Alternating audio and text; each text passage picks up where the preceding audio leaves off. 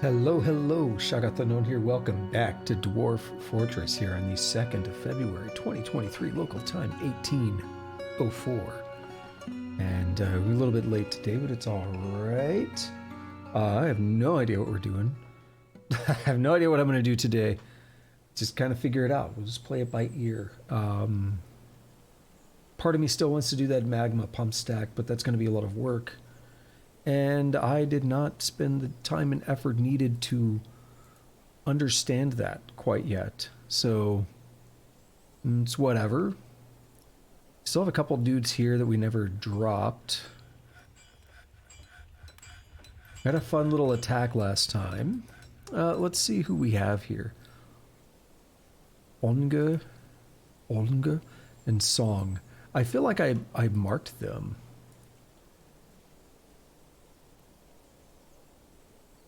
Let's see. Nope. There they are. Let's go ahead and drop them. Might as well clear out our cages. And I wish we'd get this stuff out of the way. I could always tell them to dump it and then go reclaim it at some point. Or just forget about it. And then it'll get smashed one day. There are options. A ban, I don't really care.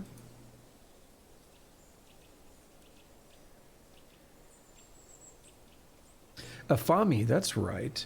I would like this necromancer to decide to stay here, but I don't know that that will happen.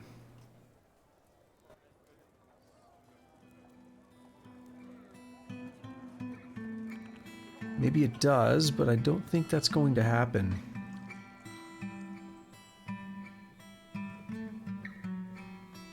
And eventually someone's going to make their way over here.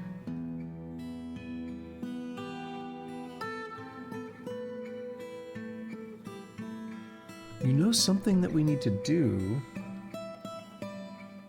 I'm gonna try to remember. We're gonna wait until these guys get dropped so I can just get rid of their body parts. What are you doing? Storing an owned item, but you're coming this way. What is it, the armor? With the clothing? What are you claiming, dude? He says child. How old are you? 14, okay. I mean, I guess that's a child.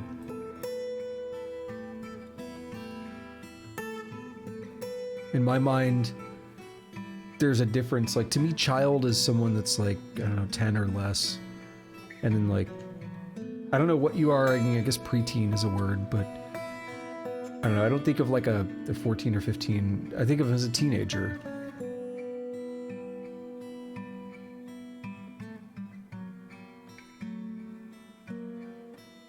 Like 18 years is a very large window, and minor is technically a word that does cover the entire range, but it's a very broad word. I say like infant and then child, and I mean, to me, an infant and a toddler, it's kind of the same thing, but I know it's weird because we had the one on here yesterday that said they were like 20 years old and they were still being called a child. And I know the dwarves live for ages, but I live like 150 on average or something.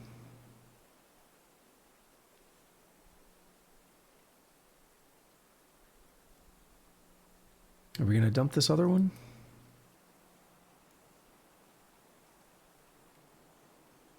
How would you say that? Olnge? That Ong? That's a difficult O-L and G. Odd combination of letters there. You're loading a trap. Can someone come dump this one? Jeez. How long are you gonna make me wait?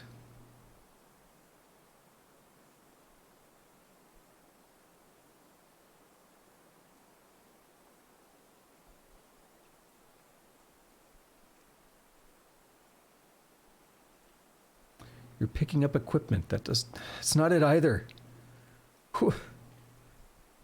Who's doing this? Why are you not here? We had someone else show up. Okay, you're doing it. And why do they always go up there to do it? That I don't understand. They come in from the surface instead of taking this route.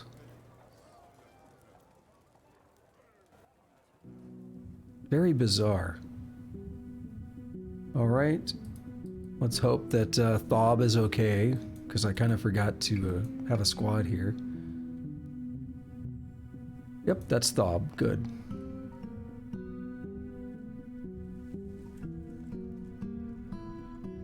Oof. She doesn't feel anything after. All right, let's go ahead and dump a bunch of this.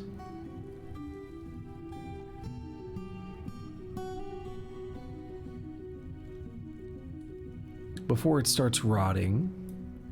And I don't remember if I said what I was going to do, but I know I was thinking it. Just because I don't say it don't mean I ain't thinking it. Next thing you know, they'll take my thoughts away.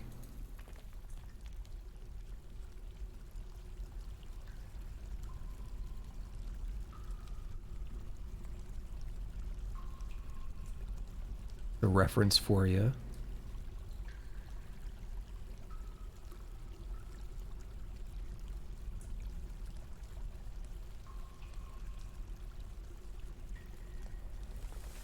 So what I was thinking is to come back in here.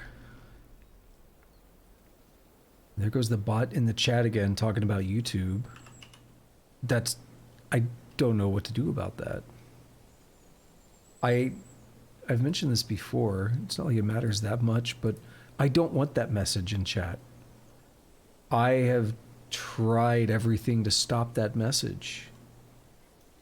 I don't want it just because I feel like it gets a little spammy at times, even though it doesn't come in that frequently.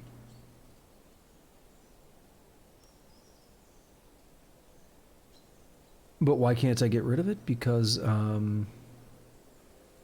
it just doesn't. I don't know where it's at, right? Like it's a timer, so it happens every so many minutes or whatever, right? And it doesn't show up in my list of timers. I don't know how that's possible, but I don't see it in my list of timers, so how can I disable it? I don't see it anywhere. I see a manual one that I can type in a command and execute in another spot, but that's not what's happening.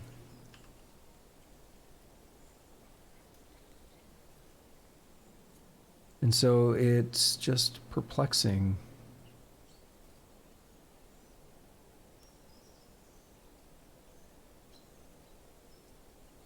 This is the thing I was thinking about, though, is just getting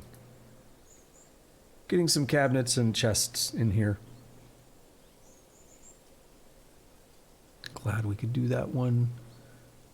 And that one, and I think that was it. No, we still have a couple extra. I am glad for that. All right.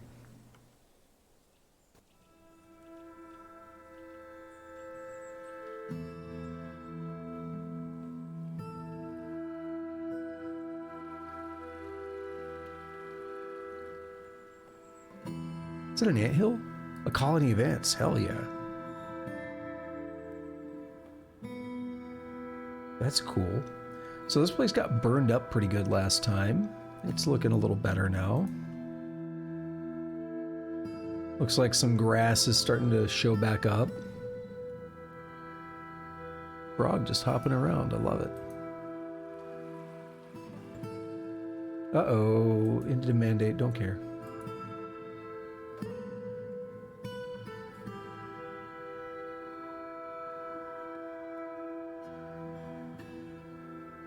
There's so much wine up here. Why?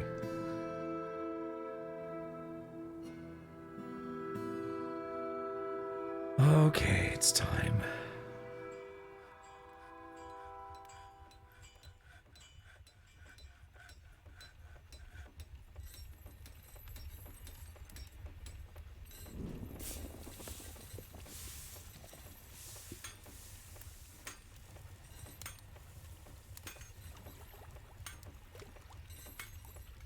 Dude, I hate this.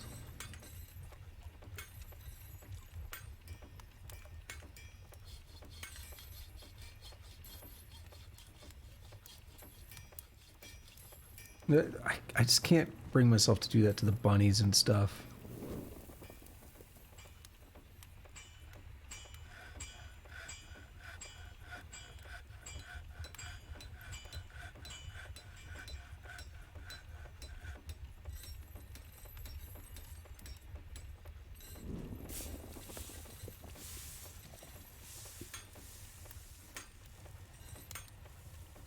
I'm gonna get every single dog and every single cat here. Because we should have enough kittens and puppies. And pets.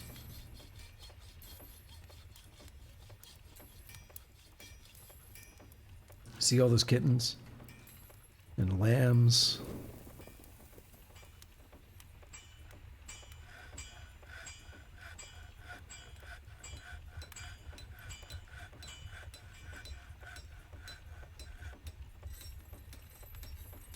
And puppies.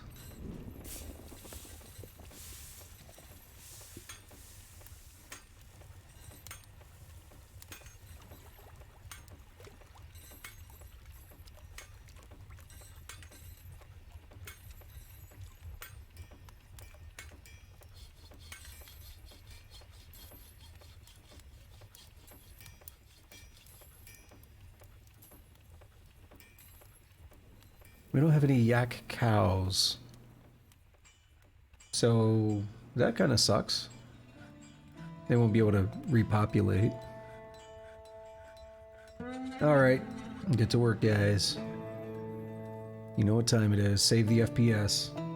What are we sitting at right now? Let's see. It was below 20. It was like 17 earlier.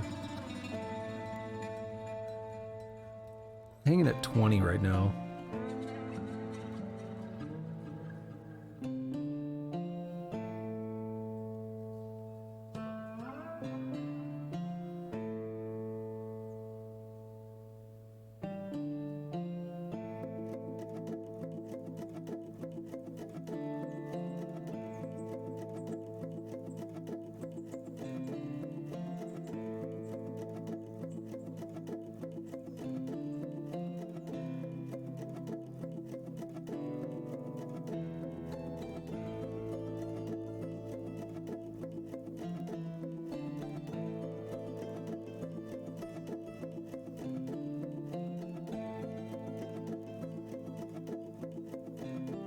Here we go. These cats are not going to be happy.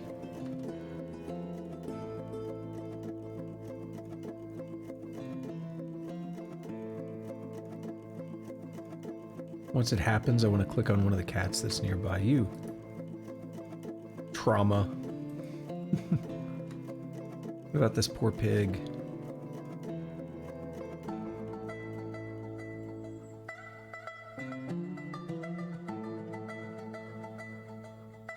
We're coming up on the season change, which is usually time for maybe an attack or something. We'll see how that goes. Just kind of chilling a little bit.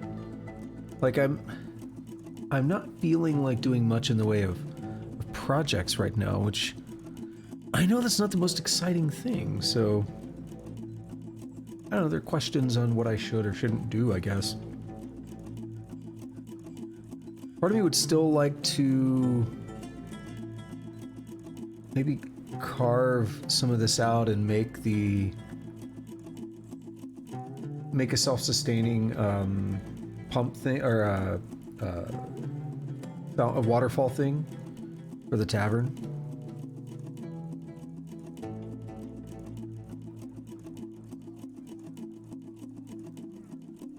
I'm also still kind of annoyed by the way these floors look. They're all limestone block floors, but for some reason these middle ones just look different. I've never been able to understand why. They're engraved in everything.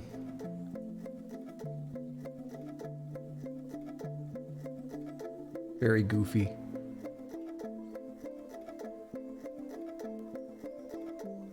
So one of the things I was thinking is Let's figure out who the person was who killed the dragon. It was like a ball. It started with an A. We'll sort by name. Aban. It might be her.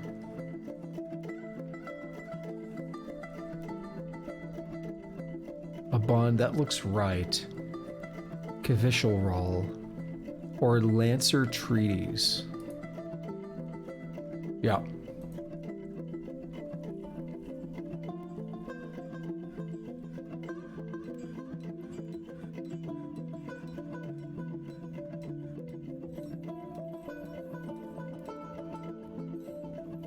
We're gonna make a statue out of something nice, like jet.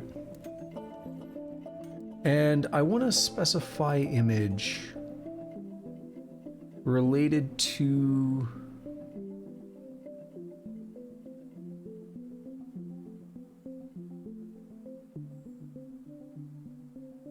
Yeah. Unknown parentage, cool, but let's see if we get lucky and get one about the dragon. I had fun the other night after that, having ChatGPT. I told it the basics, and then I was like, give me a dramatic telling of the dragon encounter. So we have a Mace Lord bestowing a name, Aran Mostad, upon a steel mace. Good for them.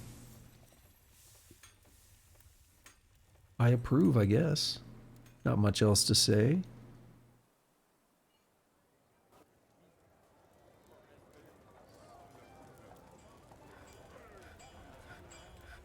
Yep, we've killed lots of things now. I'm gonna leave that up and just get the total tally.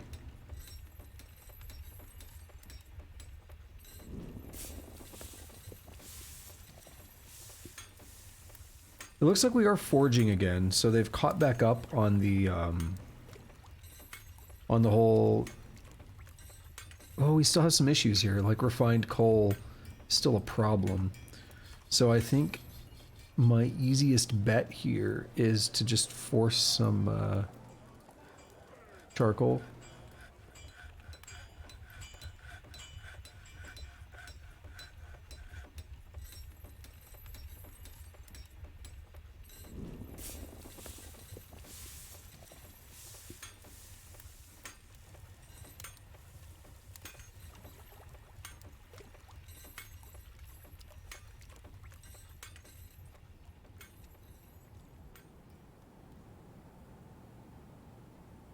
If we get, what is this going to be, 24 pieces of charcoal coming out?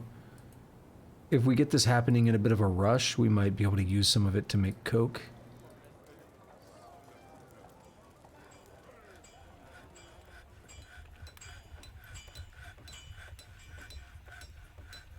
We will see how it goes.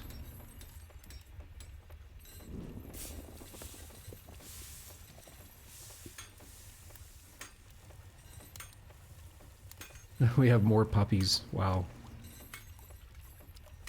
Wowee.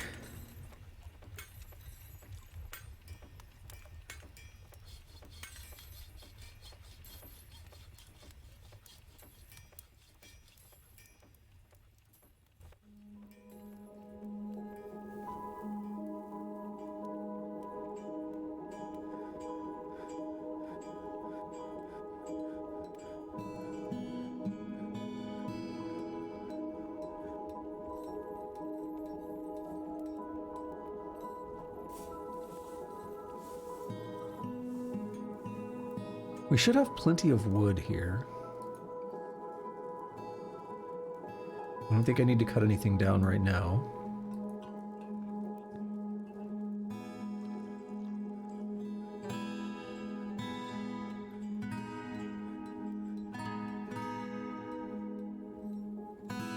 It is doing their thing up here? Yep.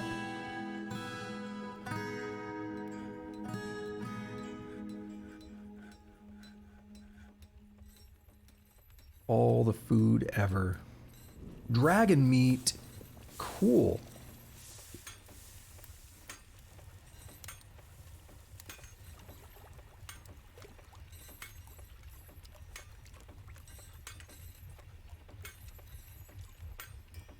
That's pretty metal. What if we made dragon soap? Do we ever make anything out of the bones? Who's all? It's probably going to be crowns. Yep, 3 rock crowns coming up.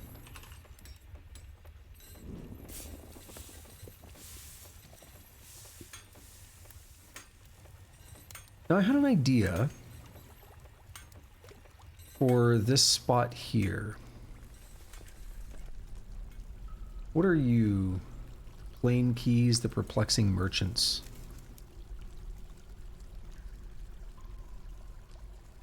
How about I go in here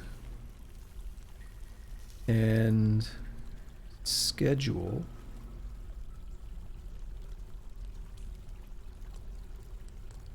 they don't have too much reason to be training per se, but I want to view monthly schedule.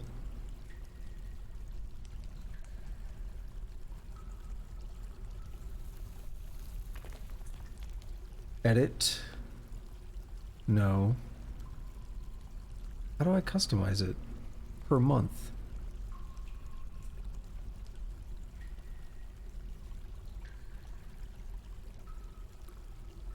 Because we could do staggered training, which is basically what I want. And then for these, I want like a different version of staggered training.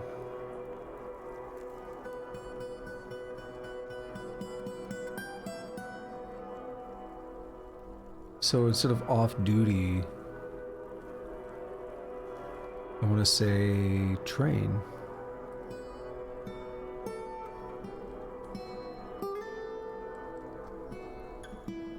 What does at least 10 mean?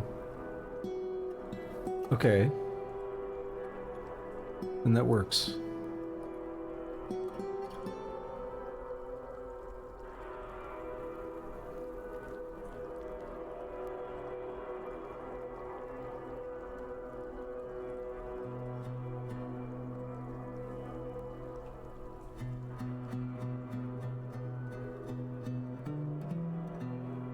So limestone is the next training.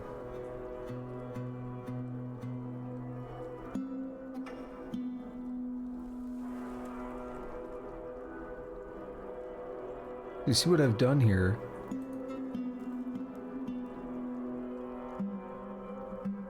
Is I've now staggered it. 1, 2, 3, 1, 2, 3. And then it's going to be 1, 2, 3. And then these last ones are nothing.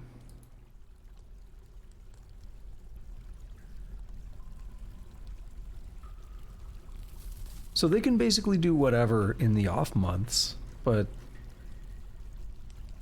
if we did this right, off, on, off. Perfect.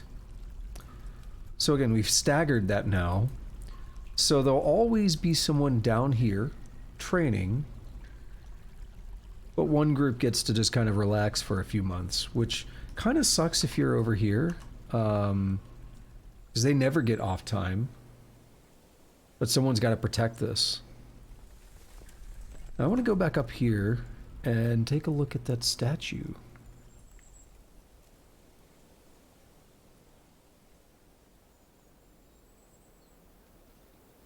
It relates to the naming of price warded. That's kind of lame. Womp womp.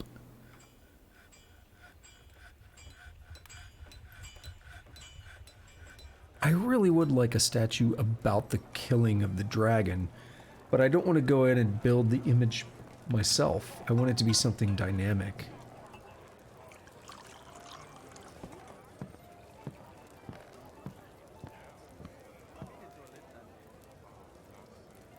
How are we doing on kills?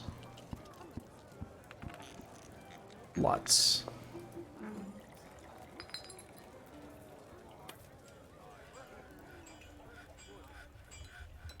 And you're possessed too, which kind of sucks. Is that you? Nope. It is not. It's you. Oh, did you start working? You did. What's it gonna contain? Bagushatul. So it looks like we've got a bunch of gems. Rock salt, yak leather, llama wool cloth, rough red tourmalines, rose-cut violet. Well, I said gems already, so let's just leave it at that. And some walnut wood logs. Reindeer bone. Now I really would like to see dragon. Did anyone do anything with that? That'd be pretty sick.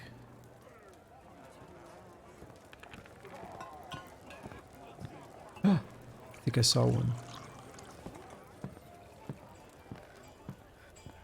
Something stood out.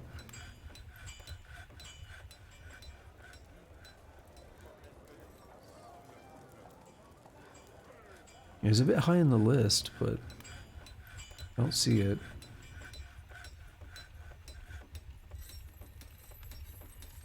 So what if I go in here and say, damn it. What if I go in here and say bone crafts? Do we have dragon bone? Hold on a minute. Does that say devil? Deer devil. I don't see dragon here.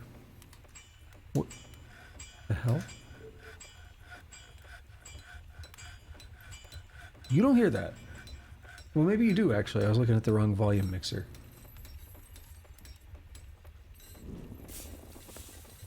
When I'm scrolling, I do see dragon bone.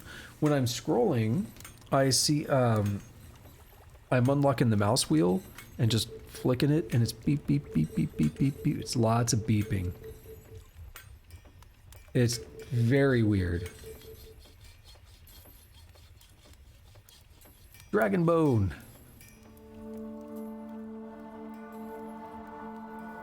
I like the idea of it. Bone crafts.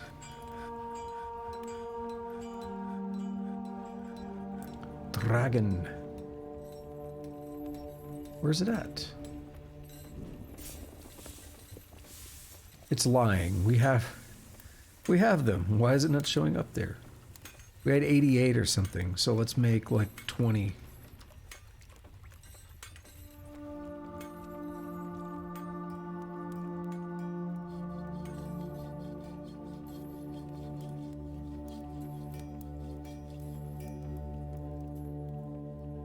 I'd like to see... Oh, here we get our save.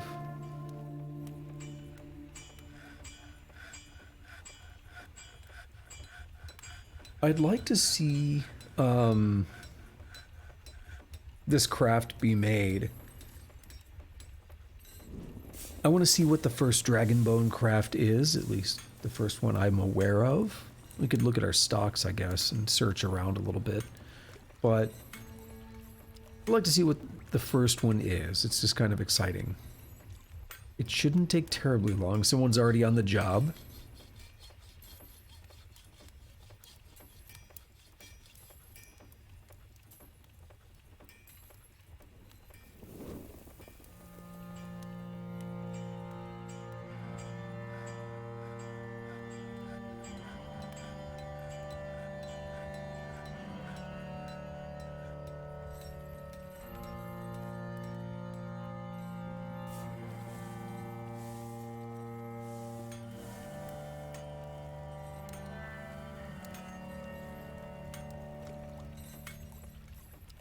You're doing it.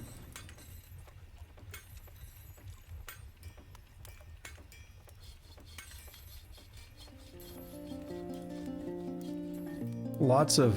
Oh, she made a good one. Yep. A masterpiece dragon bone crown. And ring... Oh my goodness. Scepter, crown, and ring. That's worth 330. It's very light as well, less than 1.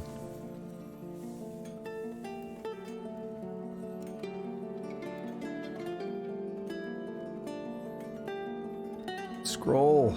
It can be a pain to scroll. 240. Like I've clicked and now I'm gonna drag and it worked, but it's very stuttery at times. 240 as well. That is worth a lot. I thought it would be. Alright, what happened here? You're still working. You should be done in the relatively near future. It's been a couple of days. A few days. I think it was like the 27th or 28th when they started. Probably 27th. If we're going to be attacked, it would probably happen within the next couple of days, by the 6th.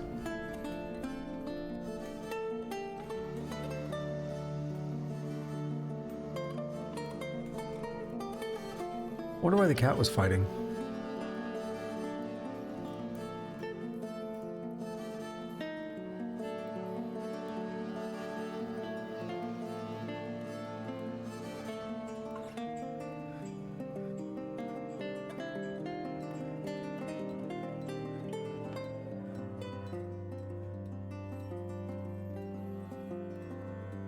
We've been doing a lot of smelting. We've made some charcoal. I queued up a bunch of charcoal as well. We're still canceling, but it's mostly about the cloth. I don't see much of anything else.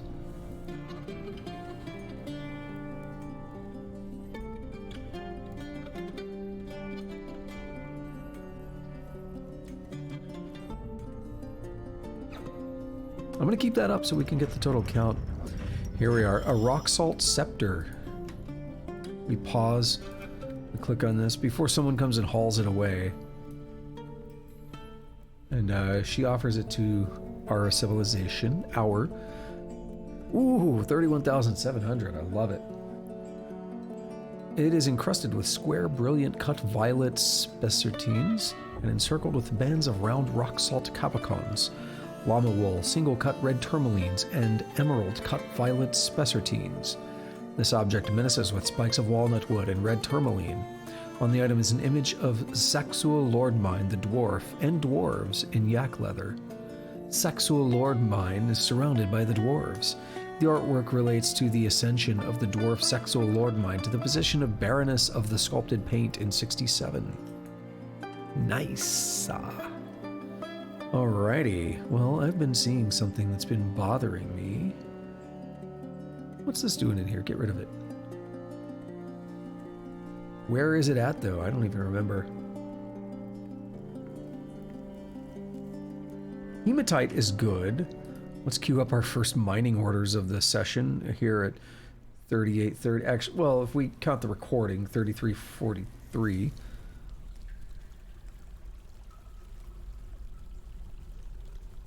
But if we count the stream time, it's a few extra minutes.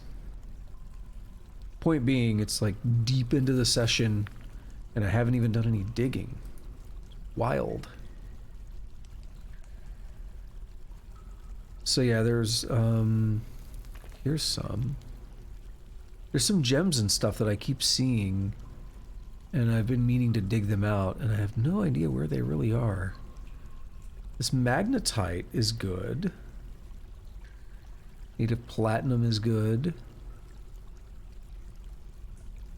We'll get the limonite as well. Let's get all this.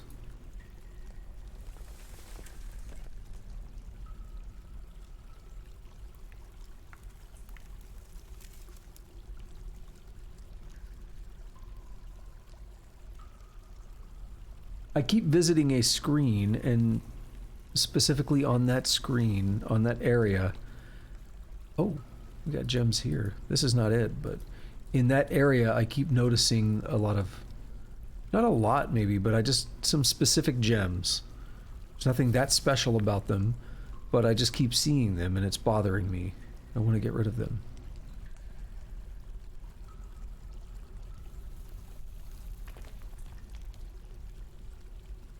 Get the hematite. I believe that's one of our sources of iron that I have automatic. What is going on, Tusk? Sorry, I missed that. You just woke up. Well, how was your stuff earlier? At 17 your time.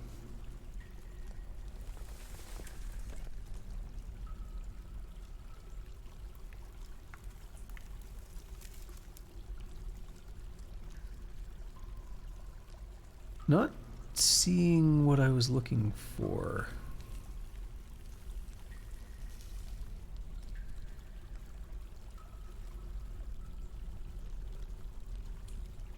That's an interesting way to fall asleep, dude. Not sure what to tell you about that one.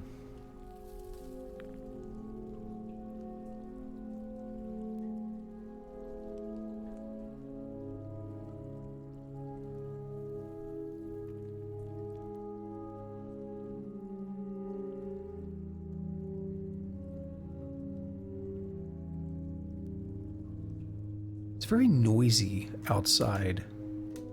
I think all the ice that's accumulated over the past few days, it's a little melty. I think it's back below freezing and it's dark now, so it's not gonna, it's gonna kind of calm down on the melting. But I guess like it's just thawing, and it like, you hear like just loud sounds of it thawing and breaking free. Hematite. Alright, I'll unpause now. Still wondering if we're gonna get an attack.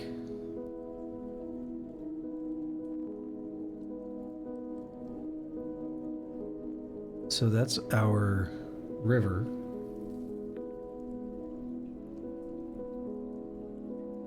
What's up here? Galena.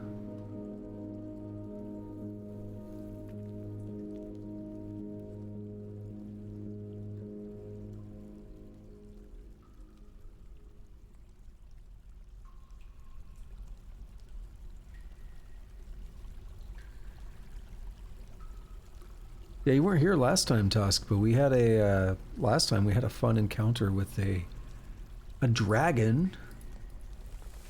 I just started using its bones to make crafts just now.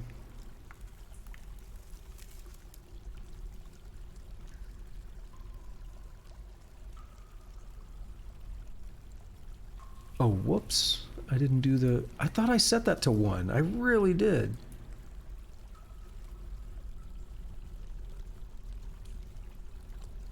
I don't think I want to go back to all those other ones.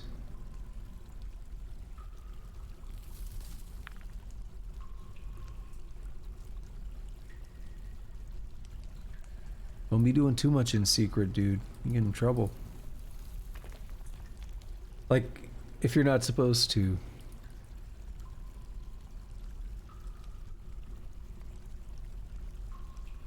It's not the same kind of job or anything, but I see it a lot where in like defense stuff,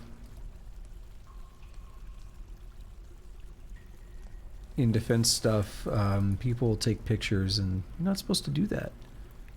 And in those kind of things, you can get in very serious trouble. I don't know that you would for what you're talking about, but I'm just saying, be careful. If you're doing it in secret, just be careful. It's just animals in that case. It's not like classified weapons or anything, but still.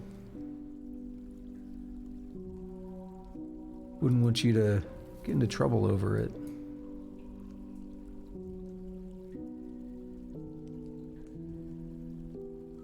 I think about the defense stuff, and it's like horror stories, you know.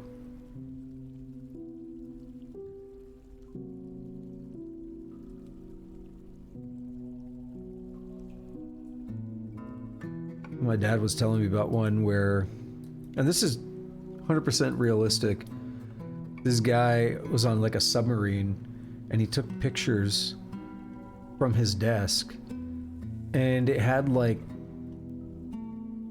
a view of the instrument panels and stuff, and it didn't show like a lot of information, but it was enough for him. He got like thrown into prison over it. because the individual pieces may not be classified, but enough information put together is enough is considered classified, or it's considered leaking information that could then be composited with other information to build a bigger picture.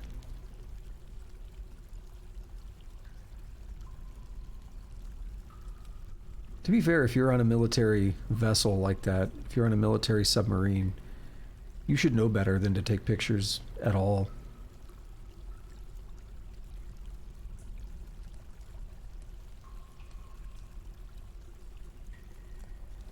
Like at my last job, we couldn't take pictures.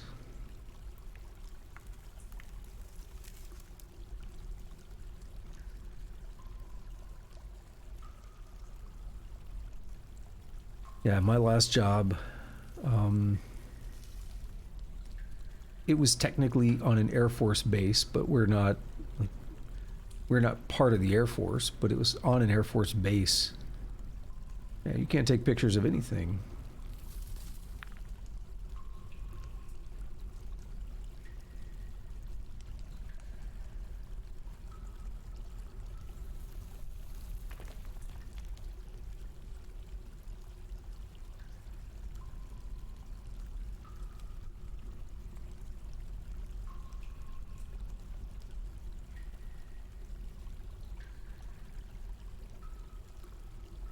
Not because I want to take pictures, but just in general, I'm glad I'm out of that job.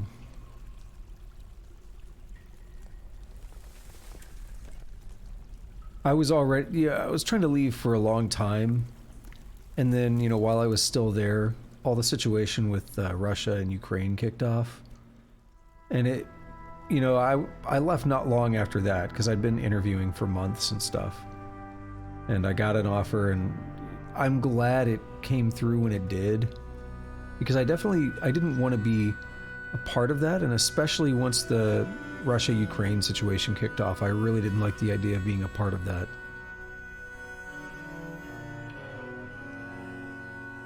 Regardless of who you think is right or wrong in the situation, I don't really agree with the West's approach, with the West's response to it. And I don't like the idea of supporting it, of being part of the war machine, right?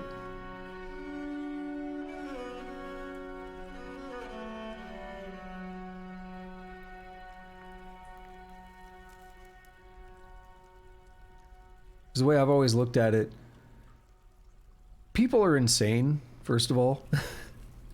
People online, people that are terminally online, are kind of insane. And they don't have any room for nuance in a discussion. So you could say that you think that Russia was wrong for the invasion, but that you also don't think we should be involved. And then they will call you like a Russia sympathizer, and like they're insane. They're terminally online. Like, you can't really have a meaningful discussion with people that are like that. Because they'll say, oh, if you don't support giving hundreds of billions of dollars to Ukraine, then you must support Russia. And then they turn into like a public shaming thing, at least that's, like Twitter and stuff. Try to turn it into like a public shaming thing, basically. It's just ridiculous. No room for nuance in discussions.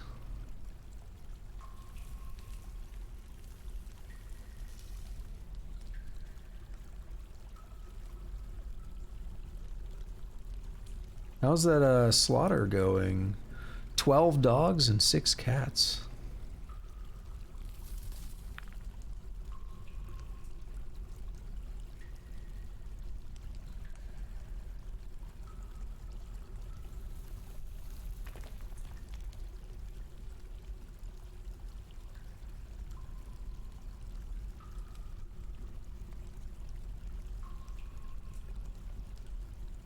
Here we go. Here's something I missed.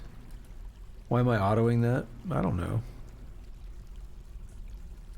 Sure, tell me about it. What are you doing right now? Like I knew you were talking about it, but I didn't know you started now.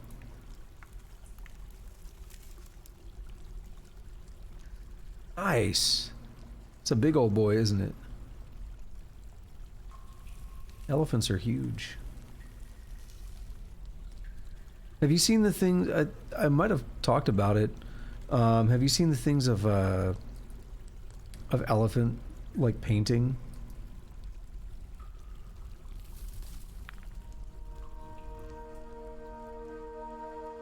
Because I think you sent me that crow, right? There's one of an elephant too.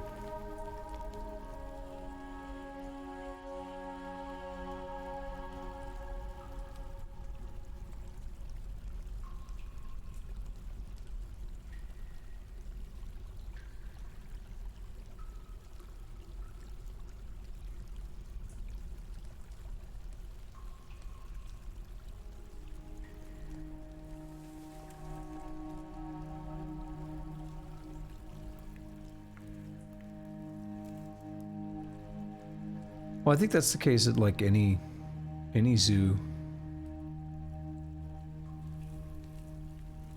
Any like zoo or amusement park kind of thing, there's going to be routes that are just for the employees. That it's a way to get around traffic, you know, people. If they had to take the same routes that you know a visitor does to get somewhere, then it's going to take them too long.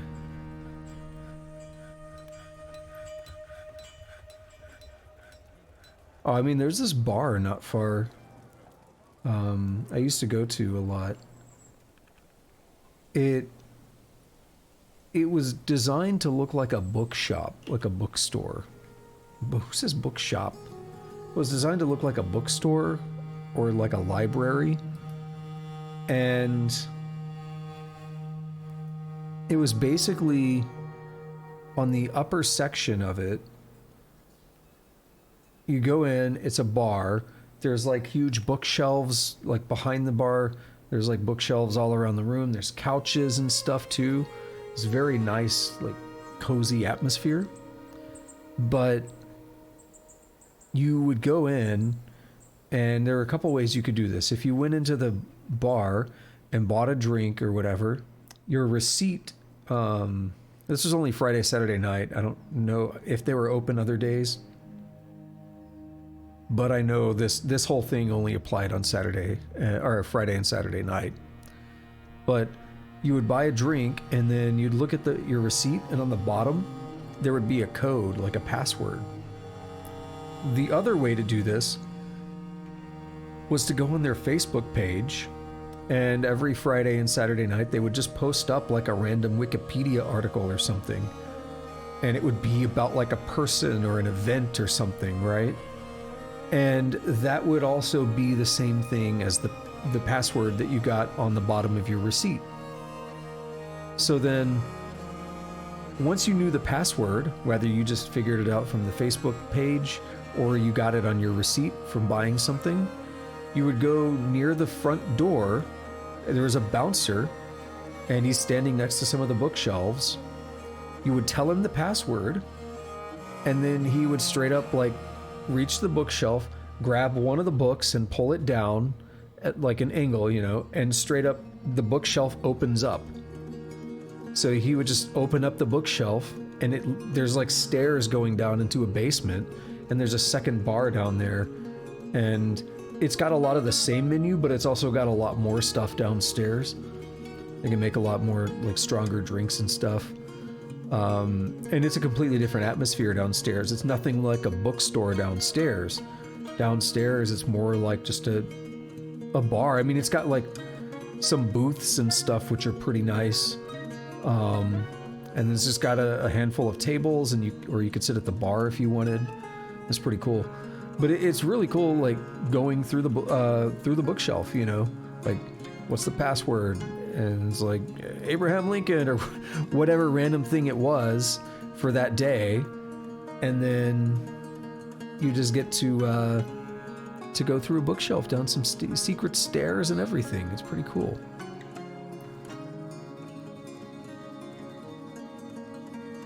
I do miss things like that. You know, I don't miss drinking, but I miss a lot of the culture or atmosphere around it at times, if that makes sense.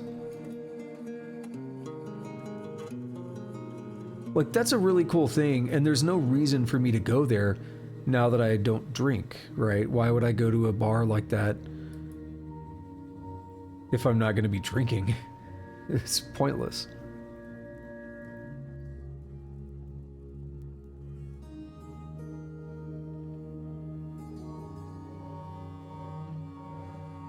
Sarvesh, I'm trying to remember, are you traction benches or are you... Yeah, you are.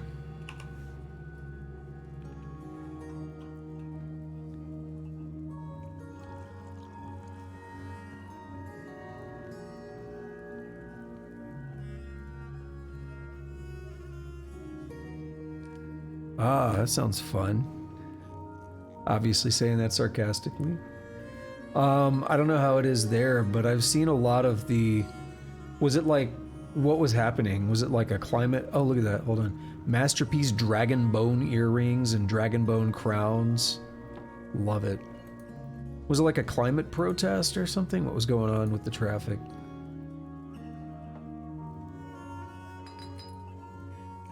I've been seeing a lot of those in Europe.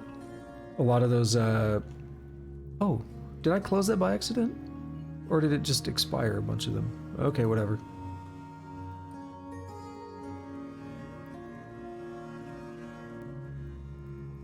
Yeah, I know I saw some in France, I believe.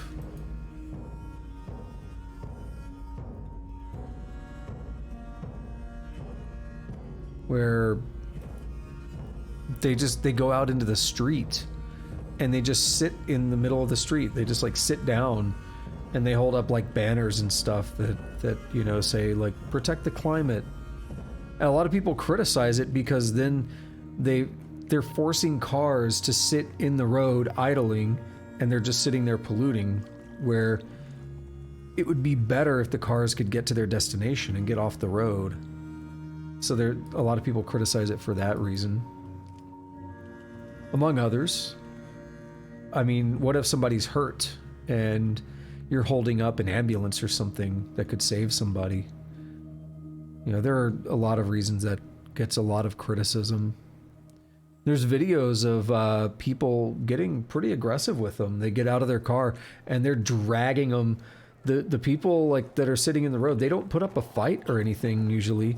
They just get dragged. They go in ragdoll and they just drag them off of the road, and then usually they'll crawl back onto the road and then they'll drag them back off the road over and over. At some point, someone will like keep them off the road and let cars get through, basically. Like, it's pretty wild.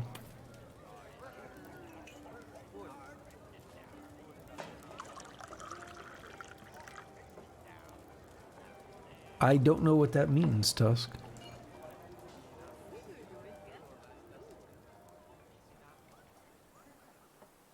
We are totally just in chill mode right now.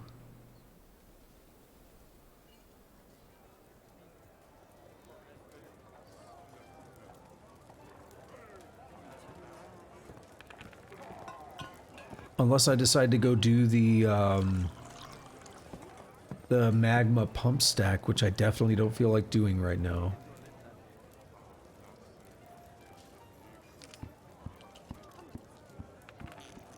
You know what just registered with me?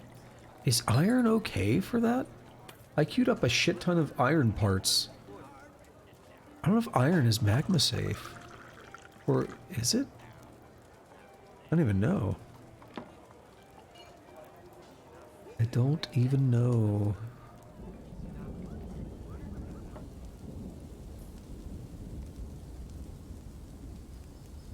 Why is my watch vibrating? Oh.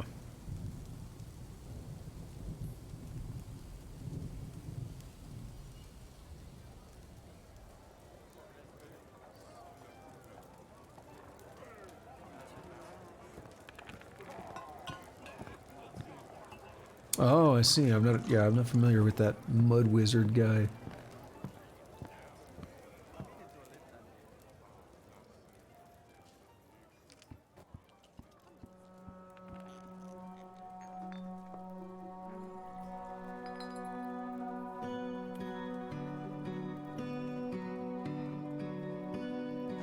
It's news to me, man. It's all news to me. You know what I said I was gonna do before? Is actually... Let's put in a well here that's a little bit closer to the tavern. Maybe they won't have to go upstairs or downstairs.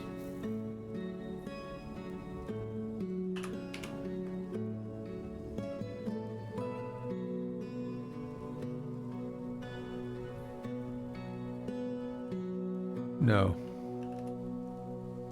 Do everything and then just cut out the middle.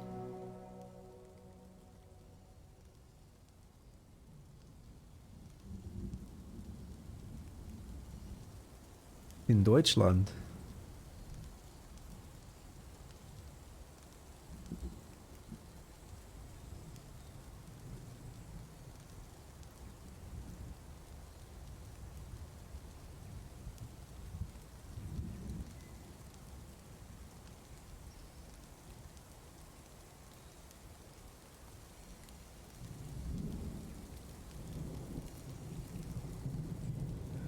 Actually, no, okay, so here's a trick. As long as your pump stacks don't get, like, submerged or something, it doesn't matter if they're magma safe for a particular reason. They basically teleport the fluid from under and below them to in front of them. So it doesn't actually touch them. So I think they are safe regardless. Okay, so B, M, no idea what it is, capital L.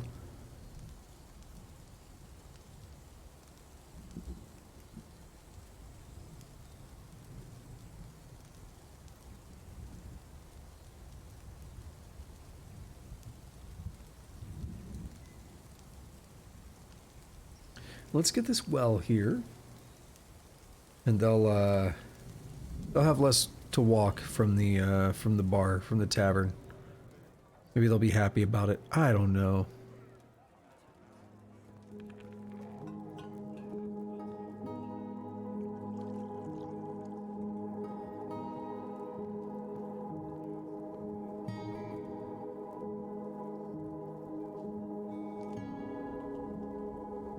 Uh-oh. Someone's got rotted, yeah.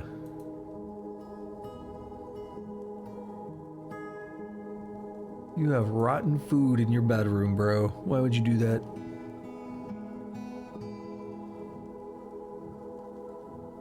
Probably smell like doo-doo in there.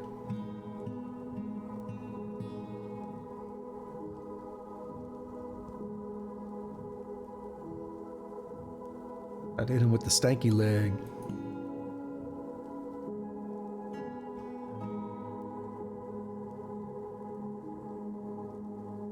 You know what, I can't help but notice that we're moving out of early summer.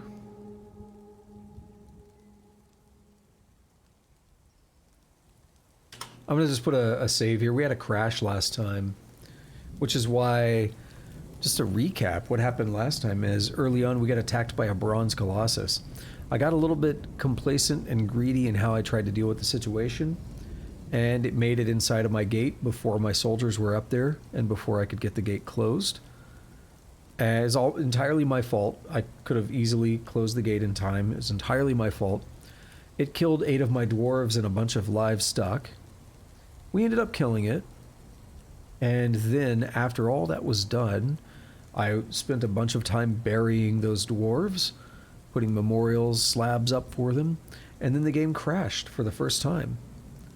And when I loaded back, you know, I had to replay everything.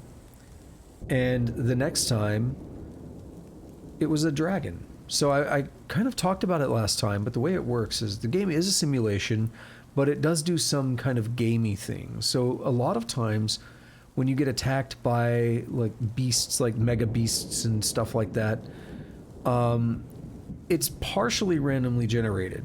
They still have a history. They're still part of the world, but it's not necessarily always the same one. So I mentioned before that the reason like I knew I was still going to be attacked is because the game had already decided, hey, we need one of these things to come attack. But which one it's actually going to be is not always the same. And that's the critical thing there. I think Forgotten Beasts themselves, those are completely random. I don't know how much of a history they have. I'm not sure how that works, because I think they are random. Like in terms of what they're made of and everything. But then I think they also have history in the world. I don't know. Uzal probably wants 3 crowns.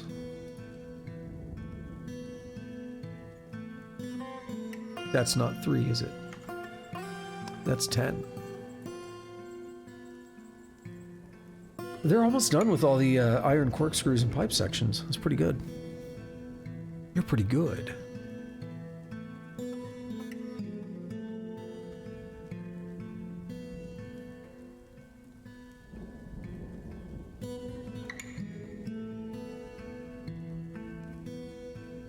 What do we have in here? Rotten prepared llama spleen biscuits. Well, don't throw your food down in the bedroom. Maybe you wouldn't deal with it being rotten, you doofus.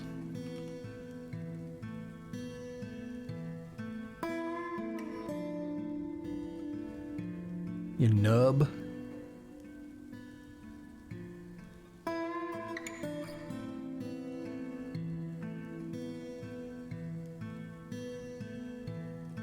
Oh, I missed that one.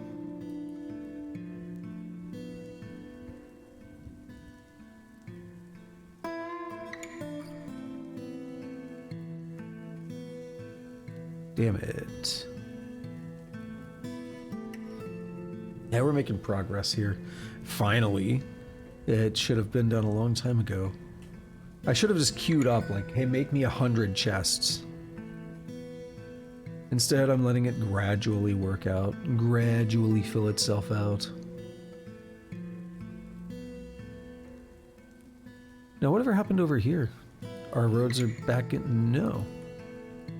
Resume construction. Do it.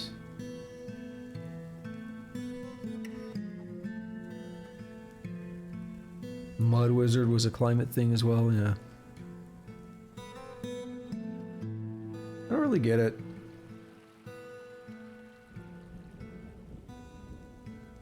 I don't get the climate thing. I mean, I do to an extent, but a lot of the protests and stuff I don't get.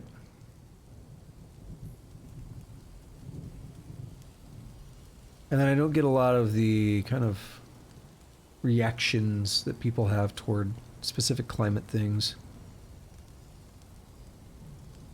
A lot of the people who are very, very loud about wanting, you know, climate, wanting changes because of the climate, because of concerns to do with the climate, are very opposed to things like nuclear power. But nuclear power is essentially the greenest form of power that we have.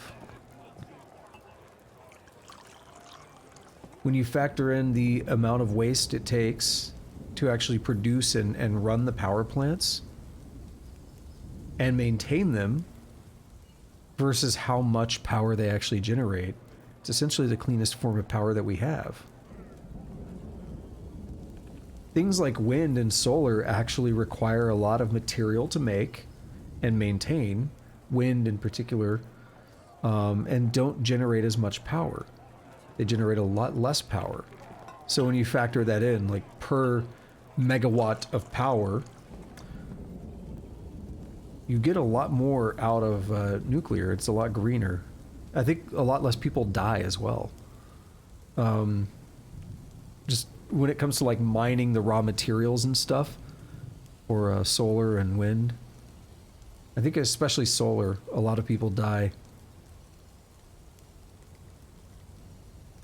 Coal is mixed. Coal is not as bad as a lot of people think it is.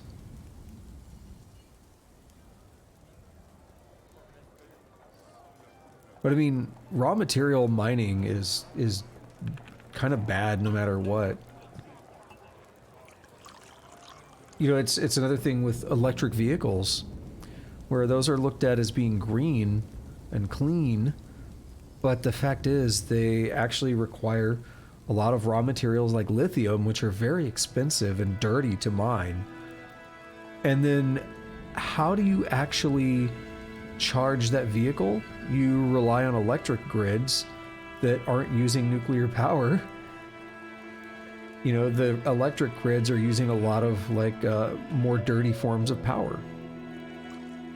We had a study in the US recently which showed that if we all switched over to electric vehicles right now, it would fail.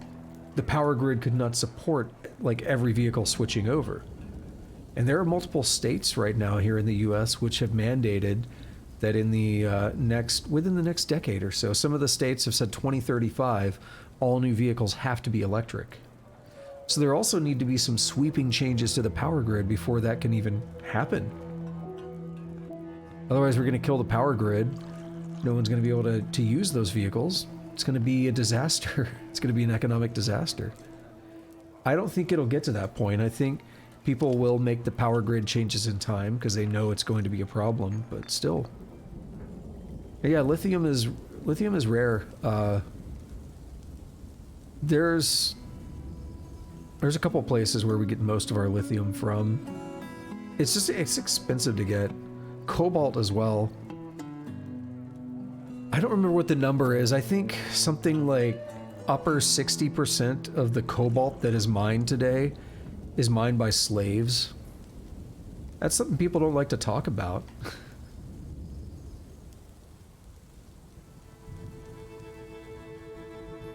I think it's upwards of like 60% of cobalt though. It's a lot. And it's like, well, we need that stuff for all our computers and everything. So it would be kind of bad to not have it, but also slaves, like actual slaves.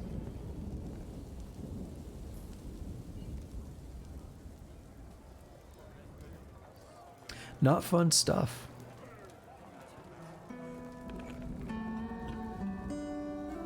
I don't think lithium's quite that rare.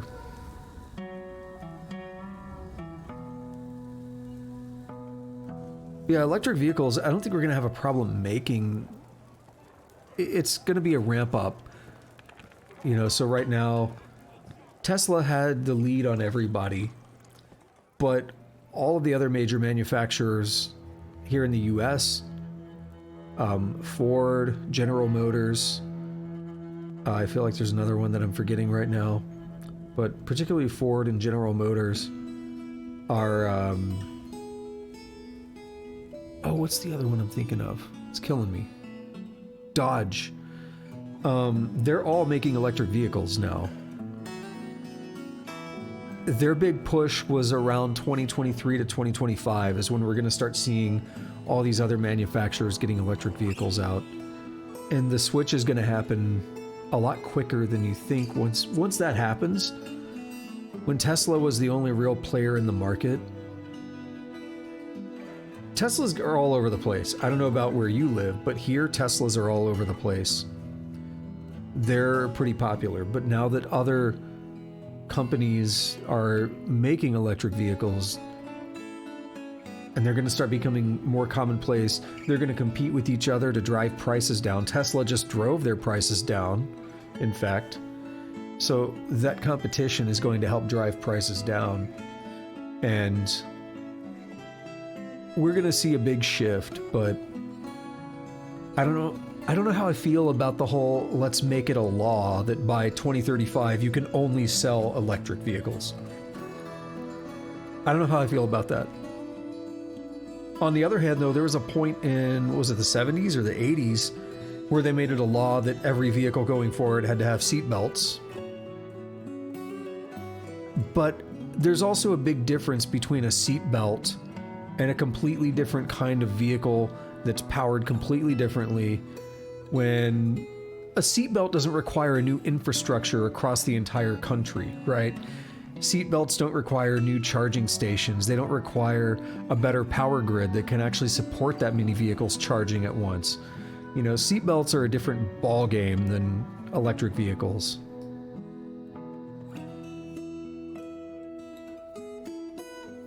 And yeah, other planets do have a lot of stuff. That's going to be... You look at, like, you know, some asteroids and stuff, and they've talked about this. It's like, an asteroid was spotted that contains $100 trillion worth of this thing, right? Mining asteroids and mining other planets and stuff is going to be huge in the next 30 years. Probably the next 20 to 30 years, we're going to see that actually happening if we don't kill ourselves by then. And you said there aren't many Teslas where you're at. Yeah, here in... I can't speak for the whole US, but here in Texas, they are all over the place. There are multiple Teslas at my apartment complex. I mean, I see Tesla... I can't drive anywhere without seeing at least one.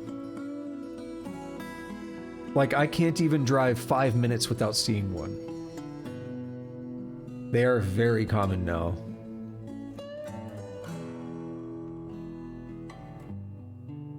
And they're really cool. Like, they're really...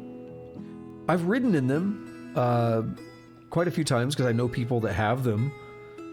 And they're really nice. Like, I want one. I almost got one about 1.5 years ago.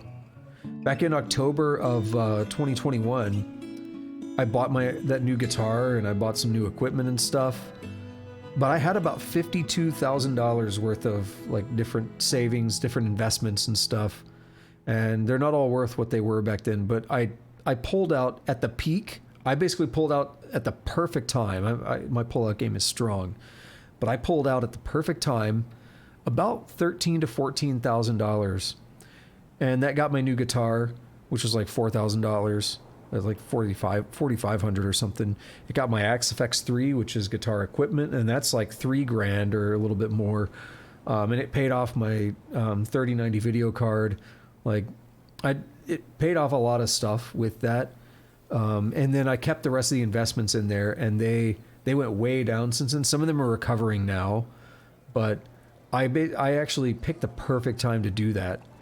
Had I pulled everything out, I could have had about $52,000, and I was really close to doing that just to get a Tesla. Like, I really wanted one. I still would like to get one. But there's also now at the point where other manufacturers are getting in on it, maybe I'd be open to something else. Like the electric Mustang is pretty cool. But I don't know if that's for me.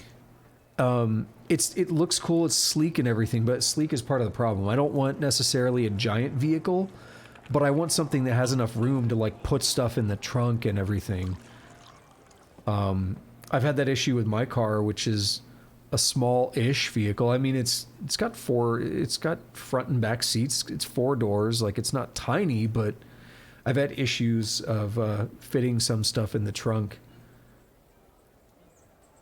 So I'd kind of like a bit of a larger car. Still want it to be a car. Not really like an SUV or anything, but just kind of on the larger side. On the larger end. I guess it's weird how different it is, though. You've only seen like 2 Teslas this year so far.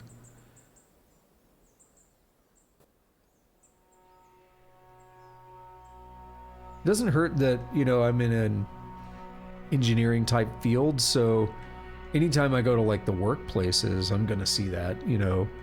People that work at those places, a lot of them make enough money to afford it. I probably could. I would have to really shift some things around, though. I'd have to make some sacrifices if I wanted to get one. Right now, I just spent an ass ton of money on a new bed. I'm waiting, I mean, I'm paying on it. I'll be paying on it for months. I won't really be building up much in the way of savings for those months. But in March, I'll find out if I'm getting a bonus, and if so, how much. And I'll probably just dump that all on paying off the bed. Even if it's only like 2 to 3 grand. Just pay off the bed. And that way I can save up for other things. So then the problem is, like, I already decided, you know, I built this computer in like January, February of 21. And I was planning on doing my next computer in like the start of next year. So right in the start of 2024, do another like stupidly expensive, sexy computer build. You know, I've been staring at the screen for a while. We're just chilling. We're letting things happen. Oh, I was going to click on that box. They literally came and took it right when I was going to click on it. Now, we big dick chilling in here today.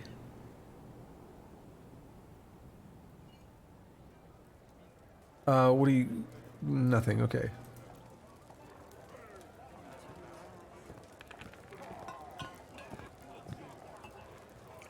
Climb up plants?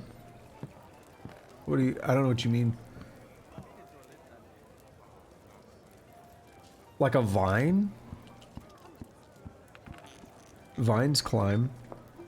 A dragon bone figurine of elves.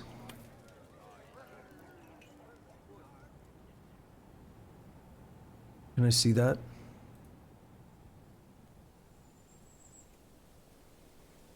Oh, we have this one.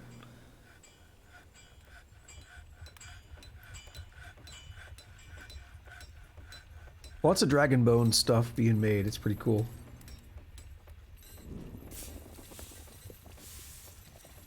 Who's messaging me?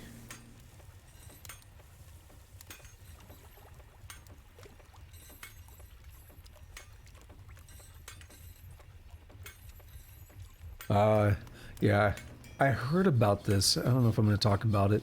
I don't know enough about the situation, but I guess, hold on. Oh, no, okay. I was like, where'd the minecart go?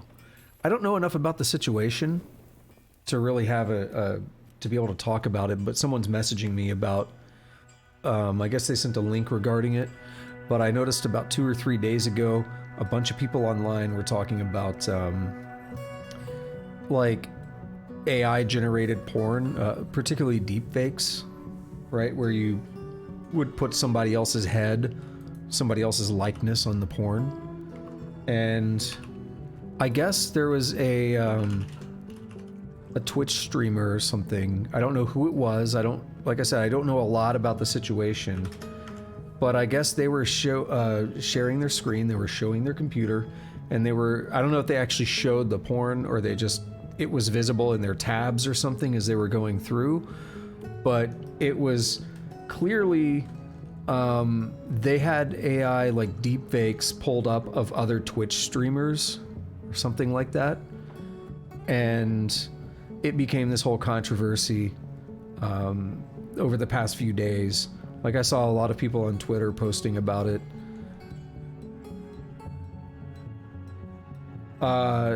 I mean, you totally can, Tusk. If you want Danny DeVito deepfake, go for it. The thing is, that's been around for a long time. There are videos of like celebrities where they just took like porn of like regular porn, and then they take a celebrity face and deepfake it, and it looks realistic, right? It's not like, it doesn't look fake usually, it's pretty convincing.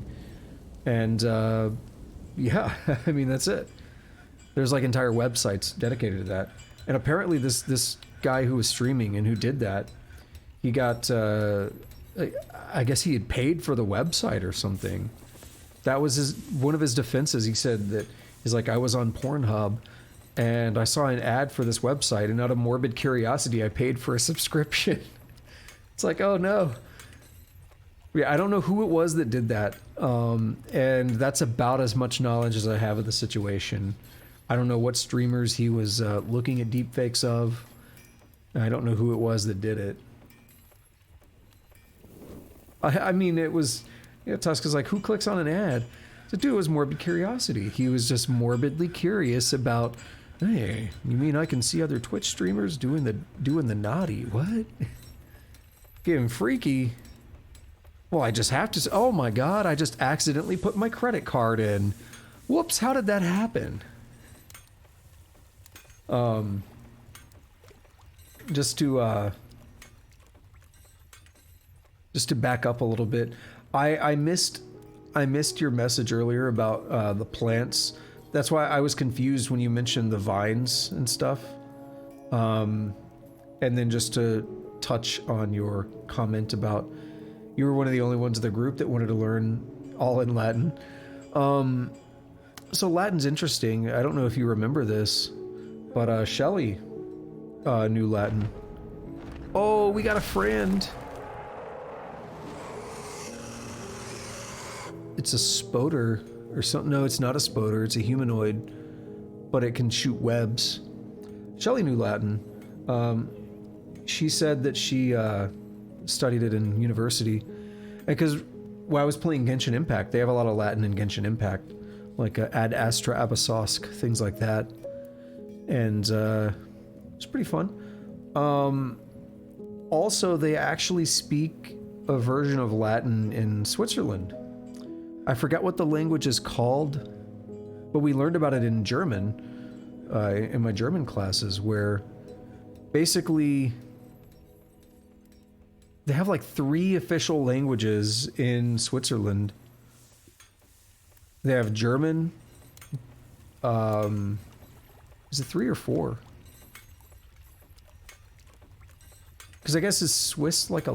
I don't think there's like a Swiss language. I think it's like German, French, and that Latin, isn't it? I might be messing part of that up, but they have like a German dialect, and they have a Latin one. I forget what it was called, but they have a Latin dialect that they speak there that's just been passed down for like 1,000+ years. So it's not necessarily the same exact Latin that people would have spoke 2,000 years ago or something, but it is like a preserved version of the language to a large degree. It's like one of the only places, I think maybe the only place in the world, that still speaks a version of Latin as a normal language.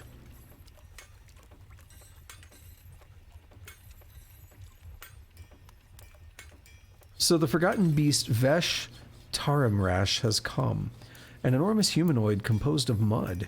It has 3 long curving horns, and it has a bloated body. Beware its webs. Okay. Well, let's find it. Is it downstairs? It is, so it may not ever make its way up. Well, actually, no, I think it might.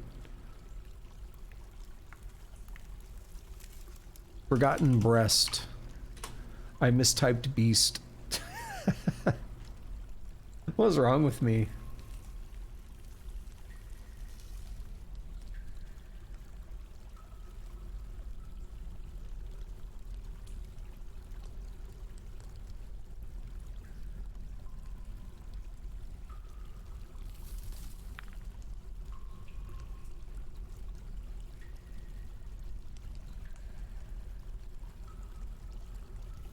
All right, let's take a look at this freaky dude. Look at him.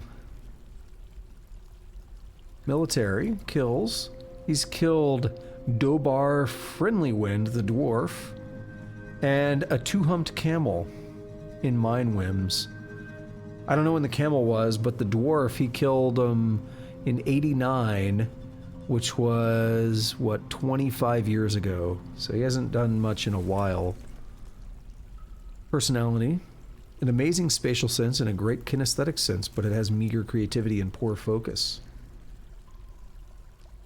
It's frustratingly sloppy and careless with every task that it sets to carry out. An enormous humanoid composed of mud. It has 3 long curving horns and it has a bloated body. Beware its webs. Extremely agile but very slow to heal. Let's track it and just see where it goes. I do know that, Tusk. Virgo the Virgin. It's a constellation.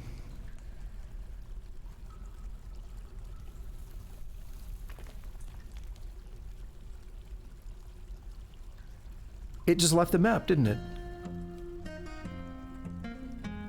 Or maybe not, because I thought that happened once before, and then it showed back up, and my dudes ended up fighting it.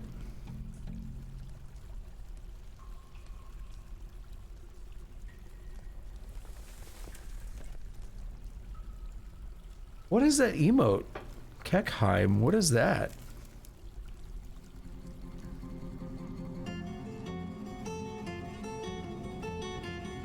can't say I've seen that one, dude.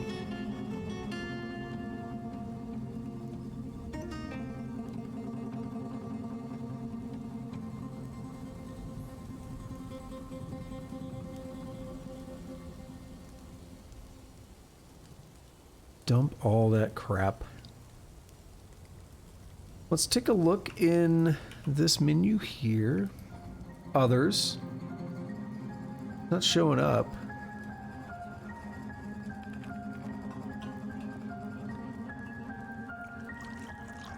We could train these if we wanted. A giant bat. A giant flying mammal found underground. He's very agile, quite quick to heal, tough, and rarely sick. He's very skinny. His hair is black. His skin is cinnamon. His eyes are black. From Valheim, that makes sense. I have the game. I never played it. Captain Copperbeard used to play it a lot. It looked like a game I would enjoy, but I also wasn't in the mood for it. I liked that it had, you know, it was very Norse based.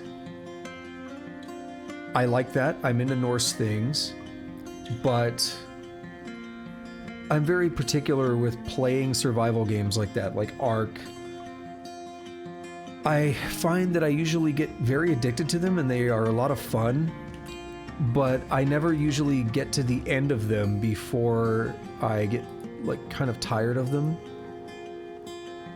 And so it always starts to feel like a chore at some point because I'm like, I want to see everything the game has to offer, but I'm already tired of it. It already feels repetitive, you know, 20 hours in, but I have to play another 20 to see everything. And I was a little skeptical of playing it.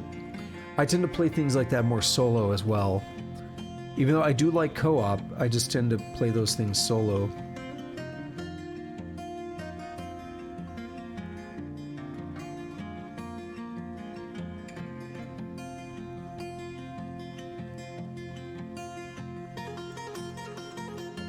But it does look like a game I would enjoy, at least in a smaller burst.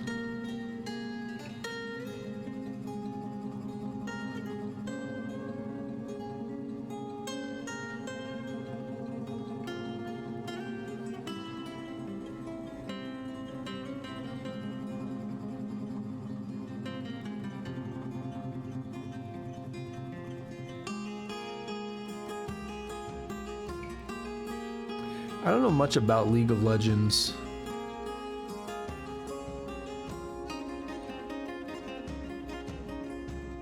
Probably only know like the waifus.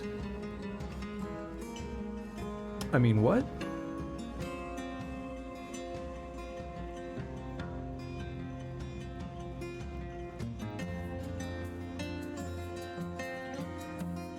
I had some friends that were pretty into it. And I mean, I think I've said my stance enough on multiplayer games. They're not for me. I'm not really into multiplayer. Competitive multiplayer, I do like co-op.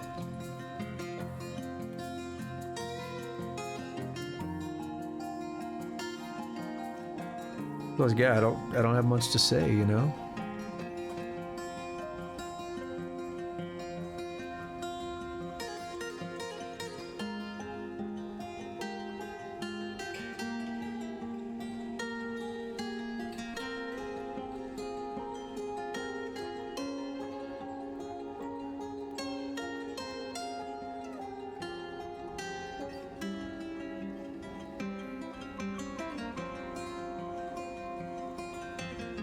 You know what I just thought of?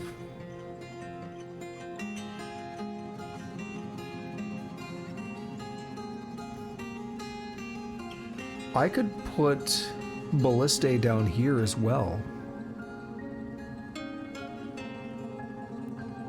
I can't carve a fortification, can I? I can, okay. I thought I had to build a fortification. In these cases, at least. But no, I can.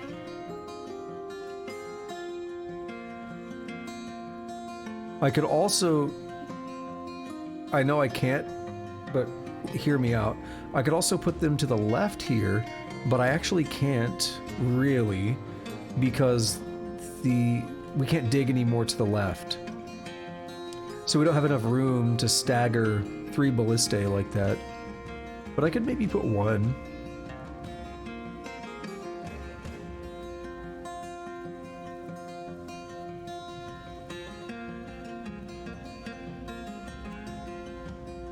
What kind of football do you mean? You mean European football?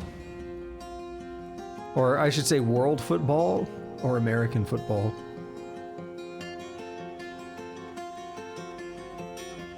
Because like we're the only country that has a different meaning. That may not be entirely true. I think Canada also refers to... I mean, that's still American though.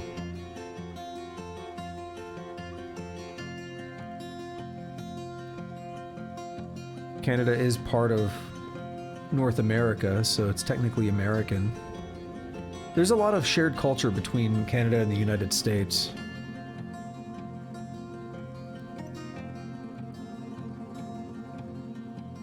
I think a lot of people overlook that.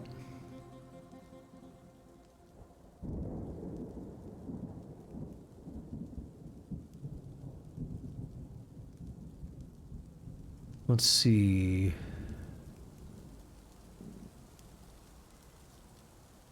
Do that, and then we'll put this one here.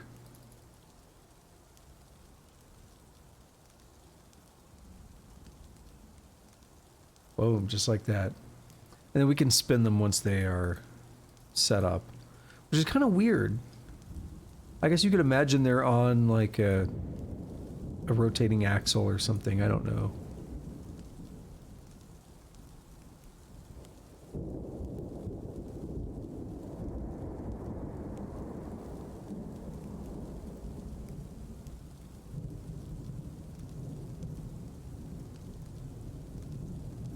I find the whole football, soccer thing interesting. Again, I think Canada actually does have the same concept of American football.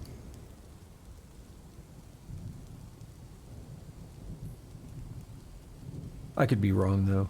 I watched a lot of Canadian TV when I was a kid. It's been a while, though. Yeah, monks are a real thing. I wouldn't say they have a shitty lifestyle. I would say they have a lifestyle that's not what you would like.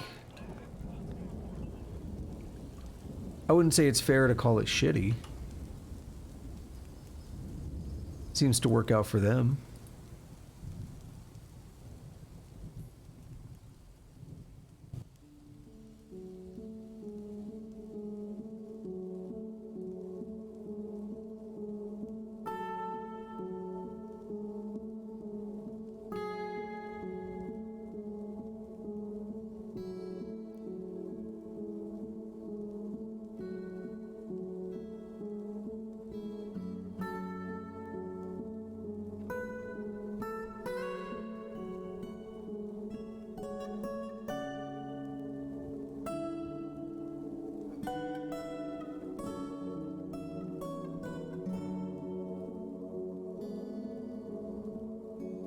One of the things that's very difficult to kind of deal with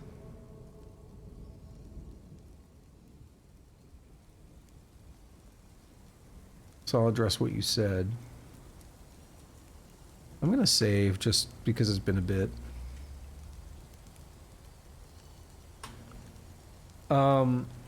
What you said is, well, the giving all your money away and stuff is like, how the hell are you guys still living? Is that the almighty embodiment of their faith? Well, how are they still living? They have a different lifestyle, right? Monks typically live in some kind of a compound where they all live as a collective community, and they all kind of work towards a common goal. Monks can do a lot of different things. So one of the things is they might make beer or something, right? And they export that beer, and you as an individual may not be carrying around, you might not have a lot of money or possessions, but it's a community thing, right? It's a group thing. So, I mean, that kind of addresses what you said there. But yeah, a lot of beer is made from monks.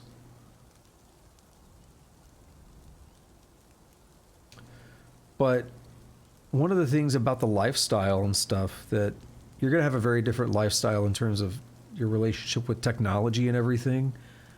A lot of people in, modern society, in the Western world, they look at that and they say, that must suck. I like my computers and my social media and TV and video games and YouTube. But how much does all that really matter in the grand scheme of things? If you were to suddenly lose access to all that, you would miss it, right? You would be like, man, I miss playing video games. I miss doing this. I miss doing that. But at a point, you're no longer going to feel that way. At some point, you're going to grow accustomed to not having those things. And especially for people who never had them in the first place, it's really easy, right?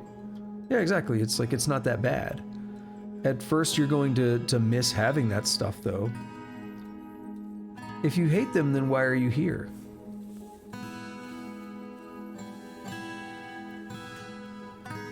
It's a form of entertainment, and you seem to like that form of entertainment.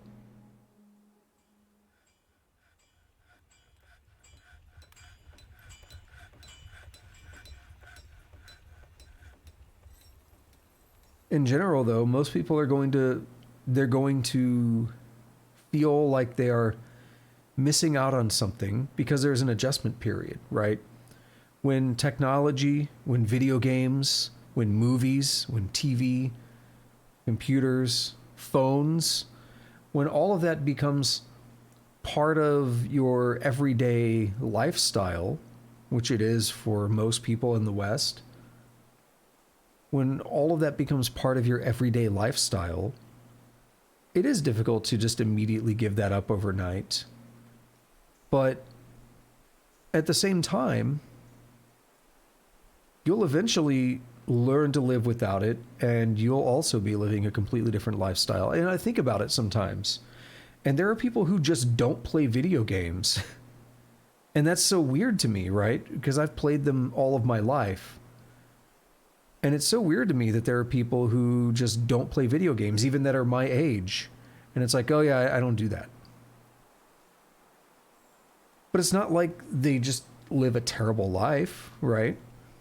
They're still living decent lives. They're doing things that bring them fulfillment and bring them joy. And I sometimes wonder, should I give them up? I don't really want to, but I could also make a lot of extra time in my life by doing other things, right? So those are interesting questions that I actually think about quite a bit. Playing video games has advantages in some ways.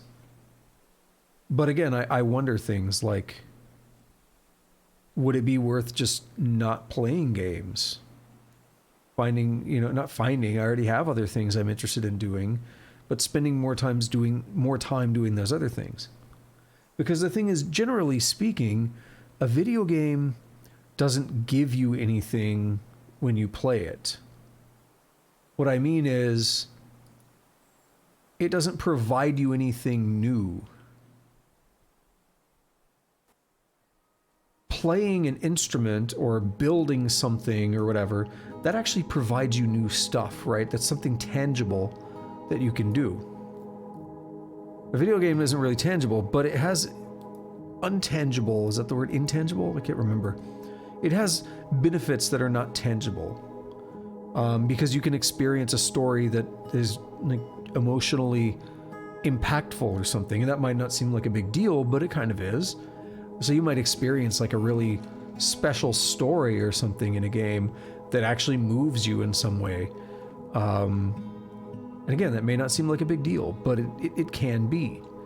When things like stories, whether it be a video game, a movie, a book, stories can completely change a person's life. So that's why I say video games can offer something good, so it's not fair to completely dismiss them. But it's not the same as like playing an instrument, right? Where playing an instrument is a very tangible thing. Queen probably wants crowns. Oh, we need 3 traction benches and 2 crowns.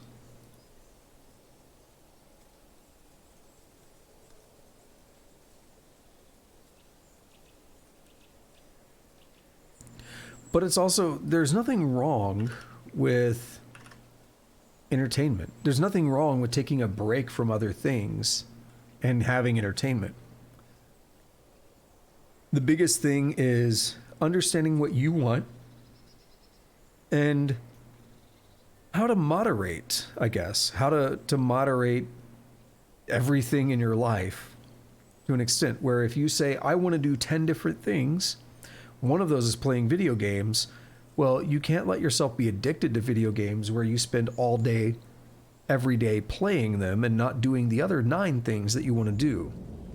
That can be the most difficult part.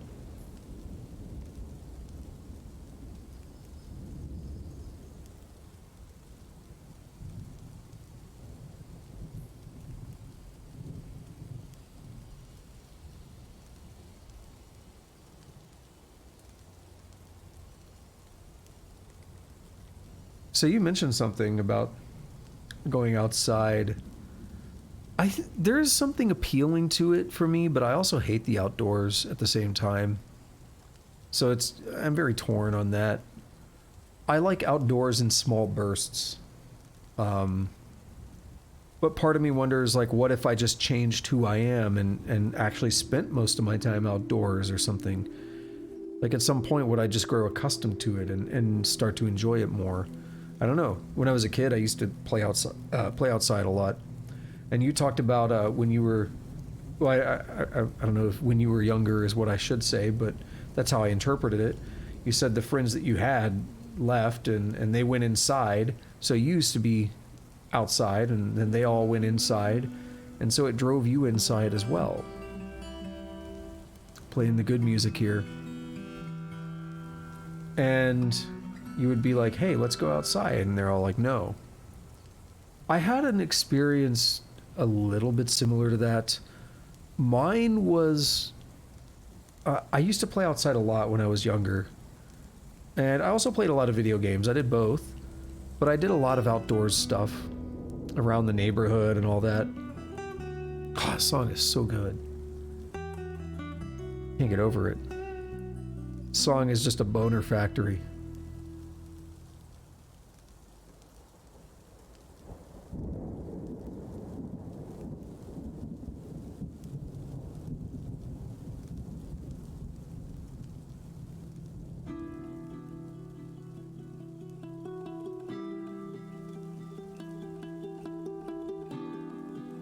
It's Expansive Cavern. It's just not telling us yet.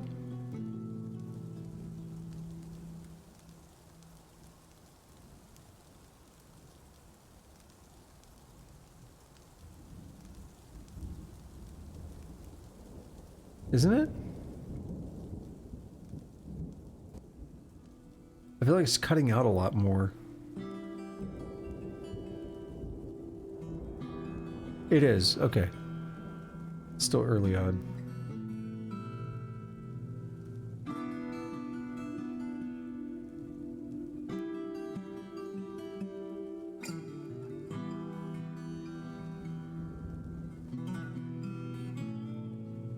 Alright, enough boners on this song. When I was younger, I used to go outside a lot. And when I was about 11 years old, we moved. And hear ice breaking outside. When I was about 11 years old, we moved. We moved to a kind of area where there were no houses at that point. There were almost no houses. You would have to buy your own plot of land and build a house on it. And that's what we did. We built a nice big old 2-story house, a pretty good plot of land and everything. Oh, it's so good. Sorry. We had a nice plot of land, and we had the nice house and everything. But there was no one there. It was a, 8-minute car ride just to get to the town, which isn't that much, but we're talking a car ride going at a pretty good rate of speed. I couldn't just like go, ride my bike or something to get to somebody's house. The only roads to get there were 2-lane highways with no shoulders or anything. It was not a safe place to be. I didn't really have any options to, like, on my own, just say, I'm going to go to somebody else's house, or I'm going to go play, I'm going to go do this or that. I was there all on my own, right? And that kind of forced me to become more of an indoor person than I was, because what was I going to do outside? I had a basketball hoop, I had a skateboard and stuff, and it was fun to sometimes go outside and mess with that, but when you're on your own, when you're by yourself, unless you are exceptionally passionate about those things, there's only so much you'll want to mess with that. It's like basketball or something. You can shoot, you can practice your shots and everything, but at some point you want to play with other people, right? So I lost the incentive to want to go outside and do that stuff because there was no one there to do that with.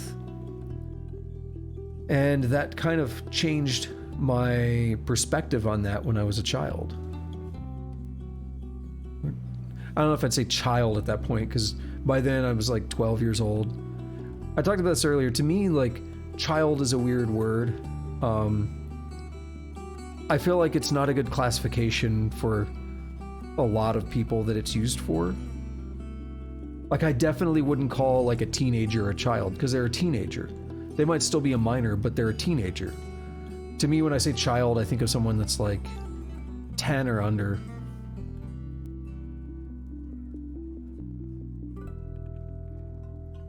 If I say like infant, I'm talking like maybe 2 or younger. I kind of skip toddler as a classification.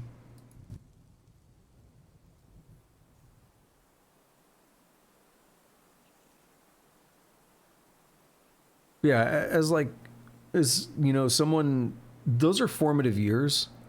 We moved in September when I was, I'm born in January, we moved in September when I was 11. Actually, no, I was 12, yeah. Was it 2001? No, it was 2000. It was 2000, yeah, so I was 11. So I was, October, November, December, I was 4 months off from becoming 12. Those are pretty formative years. And to not have access, to not have an easy situation where I could just go outside and do things with people like I used to be able to, it definitely changed a lot about me, I think.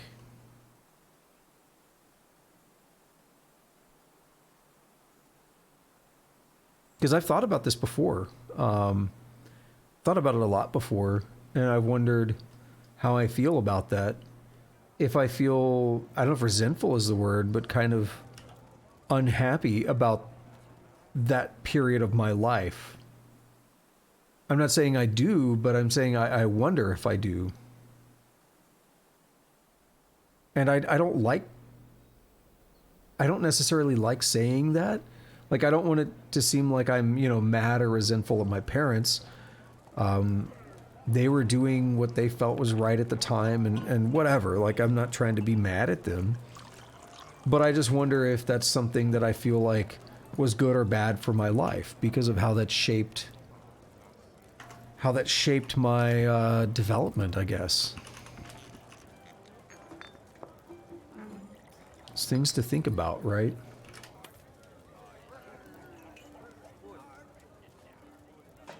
Your parents said you couldn't go outside.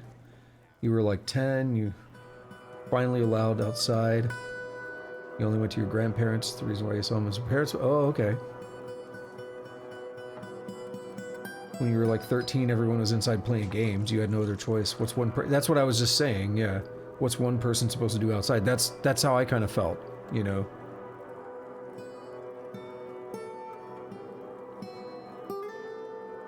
It was like I'm out there. There's no one else that lives out there that's my age. There's barely any other houses out there at all.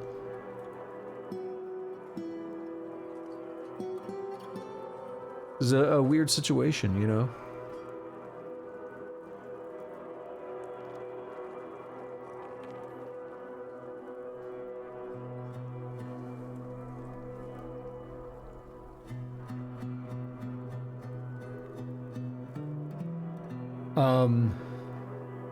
It was weird. I was allowed outside from a very young age. My parents are old, and I think they had that old school mentality of like, hey, just do whatever. You know, just come back when it's dark and you're good, right? So I was 5, 6, 7 years old, like outside by myself. You know, before I was 10 years old, I would ride my bike. I'd go, you know, 10, 15, 20 blocks away on my own.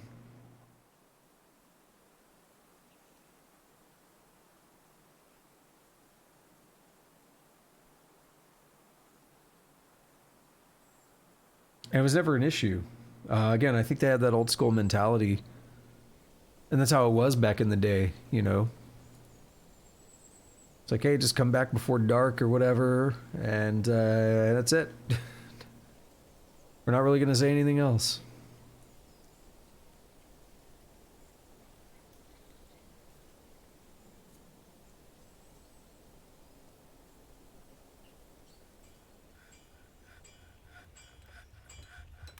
Very different. You don't see a lot of that today. Whether they're right or wrong, I'm not passing judgment on that point, but whether they're right or wrong, everybody's too scared to do that today.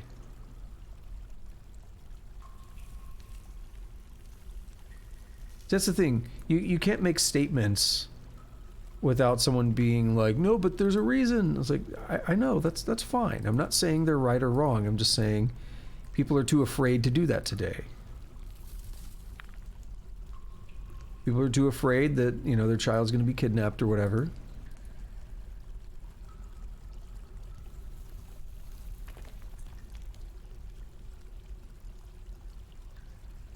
And Tusk says, when I got into high school around 13, you made new friends. Mother didn't allow you to go outside, and you were like... started hanging around with your brother and playing games. That can, yeah, that's definitely something that can be difficult to deal with, man. Like, I'm not saying I have the answers. You know, because I got my own issues with that. You know, I'm a very introverted person. And one of the reasons I've thought a lot about that, how much did moving at that age shape my life? I've thought a lot about that because I wonder if that impacted my introversion or not. Not really having people to hang out with on a regular basis, right? Because it used to be when I was younger, before we moved, I could go down the street and knock on someone's door and say, hey, is so-and-so there? Can we play? Like, can we, you know, what's going on? And then at that point, it suddenly became a thing that I didn't have that readily accessible, like, hey, so-and-so, like, I could just go there myself and we can do something. It now became a thing of, like, setting it up where, like, you know, we need someone to drive us to the other's place. It became a completely different scenario. And that's part of the thing that I've thought a lot about is, you know, how much did that shape me? How much did that change because I was no longer just able to do that on my own, right?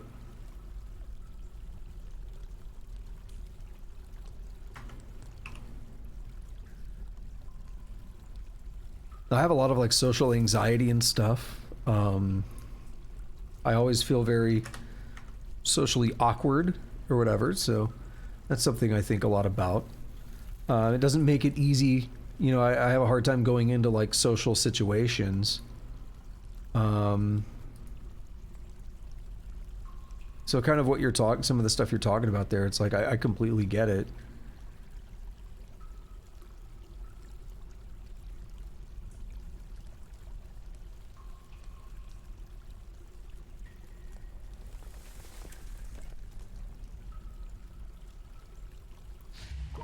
Oh, who's doing something? Mafal Gimadib. Dwarven child has been possessed. Well, I'm glad to hear the I guess, happy part there on the end. You know what's weird is I forgot how recent that is. It's been about 2 years. I mean, this month it's been 2 years, man.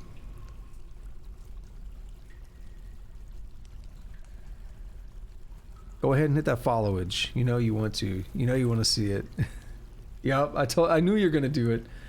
1 year, 10 months, 17 days, and 4 hours. Oh, actually, no, it is. It is next month. Yeah. I forgot because I first found her streams in February of 2021, but that raid and stuff didn't happen until early March. Early to mid-March when I was playing Final Fantasy VII.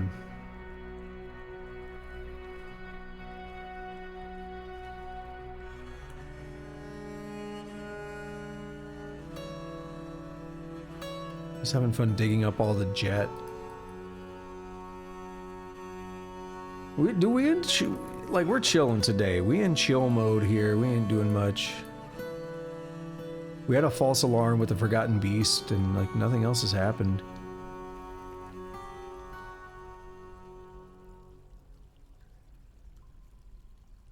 I'm okay with that. I like chilling. Big dick chilling. Although it is late summer. It is the last day of late summer, and we're gonna wrap up after this probably.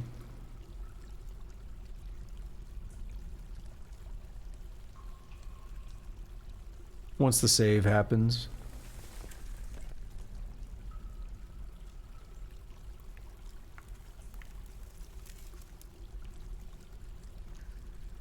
Yeah, I deal a lot with like the social anxiety and stuff, and I feel like that impacts me in a lot of ways. I've been getting, I've been going to a doctor and stuff, and trying to figure some things out, trying to get some help on some things, and it's definitely something that I think a lot about is the social anxiety and how that affects things in my life, and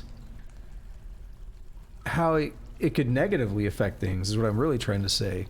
There's certain things that I think about, like relationships and all that, that I feel like it holds me back on. And I'd like to be able to figure something out, that allows me to approach them from a better angle. I mean, as it is right now, it's like something I'm interested in, but I don't really feel that comfortable, going out and seeking it or anything. So it's this weird place that I'm at with it. It's like, I mean, I guess at some point something's got to happen. Like, I got to do something. I got to, get off my ass and do stuff, or like nothing's ever going to happen, right? So if I'm trying to, seek out a relationship or something, it's not just going to magically happen. So I got to figure out this whole like social, I don't know if social anxiety is the right, I don't know. It might be the right word, it might not. But I got to figure this whole thing out,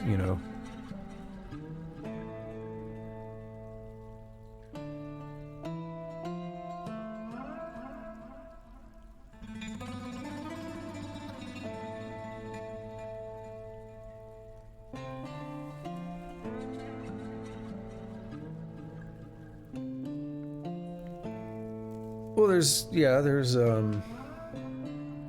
there can be an element of that. I mean, is that what you're saying about yourself, Tusk?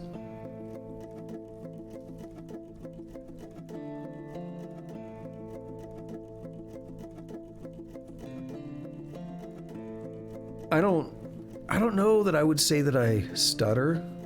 I mean, I sometimes do, but it's not like an actual stutter that you'd be diagnosed with or anything. It's not like a bad stutter. What I typically do is my brain, I'm not saying this to say like, oh, I'm so special or anything, but no, my brain runs really fast. And a lot of times I'm processing 2 or 3 or 4 different things at once. And that happens with whatever I'm saying, right? So I'm trying to speak, and then it's like, I want to say this, but I also want to say that, but I also want to say that. And they get like mixed up. So then what you'll hear is I'll repeat the same thing a couple of times, right? I'll kind of stutter a little bit, but it's not like, obviously, I can get out entire blocks of sentences like I'm doing right now without stuttering or anything. So yeah, sometimes you'll just hear me do that when, you know, my mind is racing through a bunch of stuff, and it's like just repeating the same thing like 2 or 3 times in a row.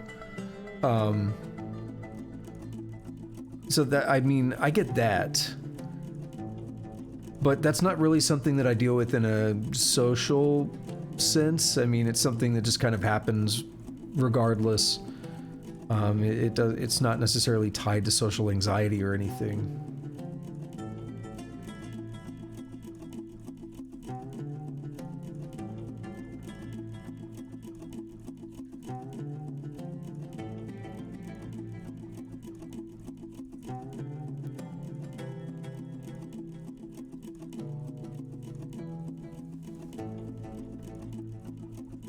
I would definitely say, like, just being, you know, very serious about it, I would say to talk to a professional on that. Like, I would think you would agree that that's not a situation, that's not a place you want to be in, right?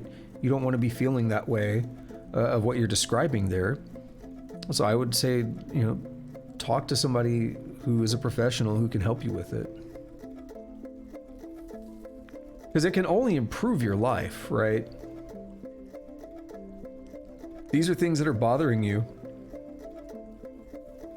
It can only improve your life to get help. I'm not saying this, don't take this too personally, because I'm just going to be very blunt about it, but I'm saying this in a general sense. That's why, I mean, don't take it personally, because I'm saying this for everybody, myself included. I'm actually more being critical of myself than anyone else.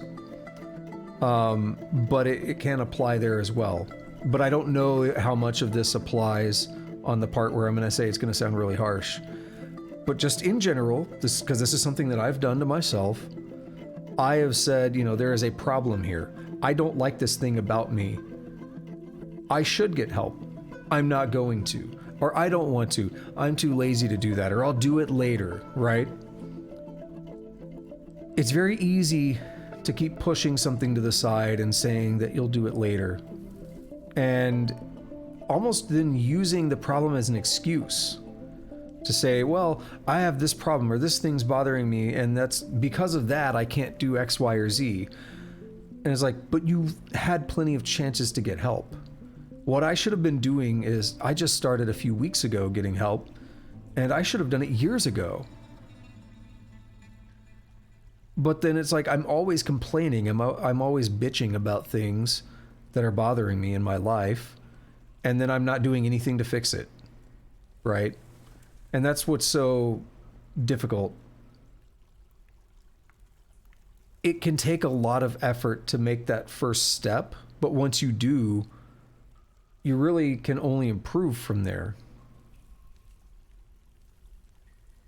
I was talking to a friend yesterday as well, and I asked him, why are we not writing music? Like, we, together, why are we not writing music? I know he wants to do music stuff, and I mean, we're like best friends. You know, we've known each other for so long, and like, we are really good friends. And I just thought, like, why are we not writing music or something? We were both really interested in it. We both have a lot of good ideas. I think it would be fun to collaborate and work on something. But why haven't we done that? How many, you know, we've known each other for almost 20 years now. Why have we not done anything like that? And then one of the things he mentioned is he plans on doing it after a lot of his medical stuff that he's working on right now is done. And I was basically saying, I'm not trying to be harsh with it or anything, but I know there's physical stuff there. Like, he has like some sleep apnea and stuff, and the sleep apnea is making it where his body is basically, he's not breathing properly. He's not getting enough oxygen. It's messing up his sleep, so he's never rested. He's always physically exhausted. There is like a real physical element to some of the problems he's dealing with. I get that. But at the same time, it also to me sounds like an excuse to say, well, I'll do it after this, because there can always be an after something, right? Well, once this is done, I'll start working on music. Once that's done, I'll start working on music. And I'm not saying this to be harsh to him. I'm just saying, legitimately, is there a reason you can't work on those ideas now? Why not? You know, not to be harsh, not to be mean about it, just to say, you can always figure out something else that's going on in your life and say, well, once this thing is done, I'll start with it, right?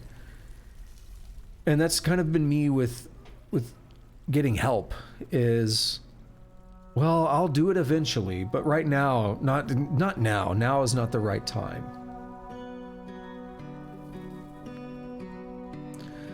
Sleep apnea, I mean, it's bad, but I don't know. I feel like you could still put some. So I think one of the problems is with anything, whether it's something physical like sleep apnea, something more mental like depression, which there is a physical aspect to that with brain chemistry and stuff. Whatever it is, I think they can still be used as a crutch and used as an excuse. It's not me being harsh. It's really not what I intend, but it's very easy to use things like that as a crutch, right? And say, well, I'm dealing with this, so I can't do these other things, but I really want to do them. Then why aren't you doing them? Right? I've said that so many times in my life. I want to do this thing, but not right now because of X, Y, or Z. And when I see someone else doing that, I'm like, dude, just do it. Because one of the things that happens is when you allow yourself to fall into that trap, it actually makes it worse. What you do is you waste that time. You waste that portion of your life by not doing something you're passionate about. By saying, I'm depressed. Again, I understand. I'm not trying to say, I want to be very clear, because I deal with this myself. I understand how serious depression is. But by saying, oh, you know, I'm depressed, I just don't want to do anything else, what you're actually doing is wasting that time. And then what you're going to do is look back later and you're going to get more depressed because you're going to realize that time you wasted. And that's the difficult thing, because when you're really depressed, you don't have energy. You can't just get up and do something. It's not that easy. But at the same time, you need to. It's a very tough situation to be in. I get it. Again, because I deal with it, right? I personally deal with this all the time. And sometimes like that's why I kind of say these things. That's why I talk about like, hey, just do it. Shia LaBeouf, right? Just do it. But in all seriousness, just do it, because you're going to regret it more if you don't. And then depression is a very cyclical thing. It feeds into itself. It's a negative feedback loop, right? Because when you don't do the thing and you look back later and you're like, dude, I'm pissed off at myself because I didn't do that. I wasted time. I wasted years of my life. And now it's worse because of that. Because now you're not just dealing with the depression, but you're dealing with the regret. You're dealing with the remorse of not having done things you're passionate about.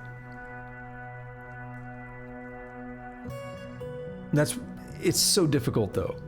Like again, I'm someone who takes mental health and everything very seriously. So when I say just do it anyway, I understand it's not that easy, but also just do it anyway. You know, like, as someone who deals with it, when I wake up on a day and I slept for 8 hours and I can't get out of bed for 6 hours or whatever because I have no energy, right? I get that. You know, that's like a huge sign of depression, basically. Like, you wake up, you slept all night, you wake up, it feels like you didn't sleep, and you just don't want to get out of bed. You don't want to do anything. You lay in bed pulling up YouTube videos for 6 to 8 hours, and you waste your entire day, and you regret it. You regret it while you're doing it. You know, you tell yourself, I'm so lazy, I'm terrible, I should be doing other things, but I don't want to, or I'm too tired to do anything else, but I want to. It's this horrible, like, cyclical negative feedback loop that makes itself worse. And I deal with that. And that's the kind of thing I'm dealing with sometimes when I miss streams, right? Is I get into that mode, and sometimes it's difficult. I hate missing streams, but sometimes that's what's happening, you know? And, you know, sometimes it's, you know, at the end of a work day, and I'm in that mode, and I've already been working for 8 hours, and I'm just beaten down because of that, and I'm like, I just need to lay in bed for a few minutes, and a few minutes turns into 4 hours, and I wasted my entire night, basically. I lost my stream, and I basically did nothing productive through the entire night, and then I regret it, you know. I feel more miserable because I did nothing.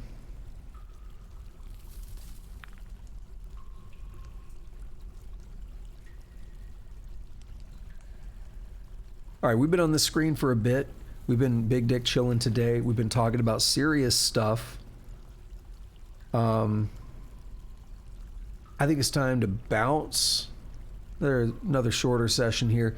The plan for tomorrow is Caves of Cud. We are going to try and make some good progress on the Esper run. We are in the Tomb of the Eaters. I would like to be able to beat that tomorrow. It's a bit of a pain in the dick, but maybe I could just work past some stuff and cheese some of it, I hope. I don't want to spend too much time there. Here's the way I'm looking at that game right now, just for a little heads up on it. I really like that game, but I've been playing that game since like October or something. It's been on the stream for a minute.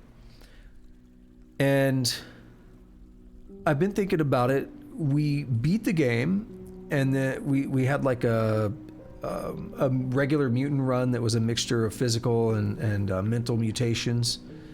And now I'm doing an Esper run, which is purely mental mutations. We got that Finnick in the chat, that Finnick Fox emote. Love it. So I'm doing the Esper run, and we're now at the Tomb of the Eaters, which is the last part of the game before the new update.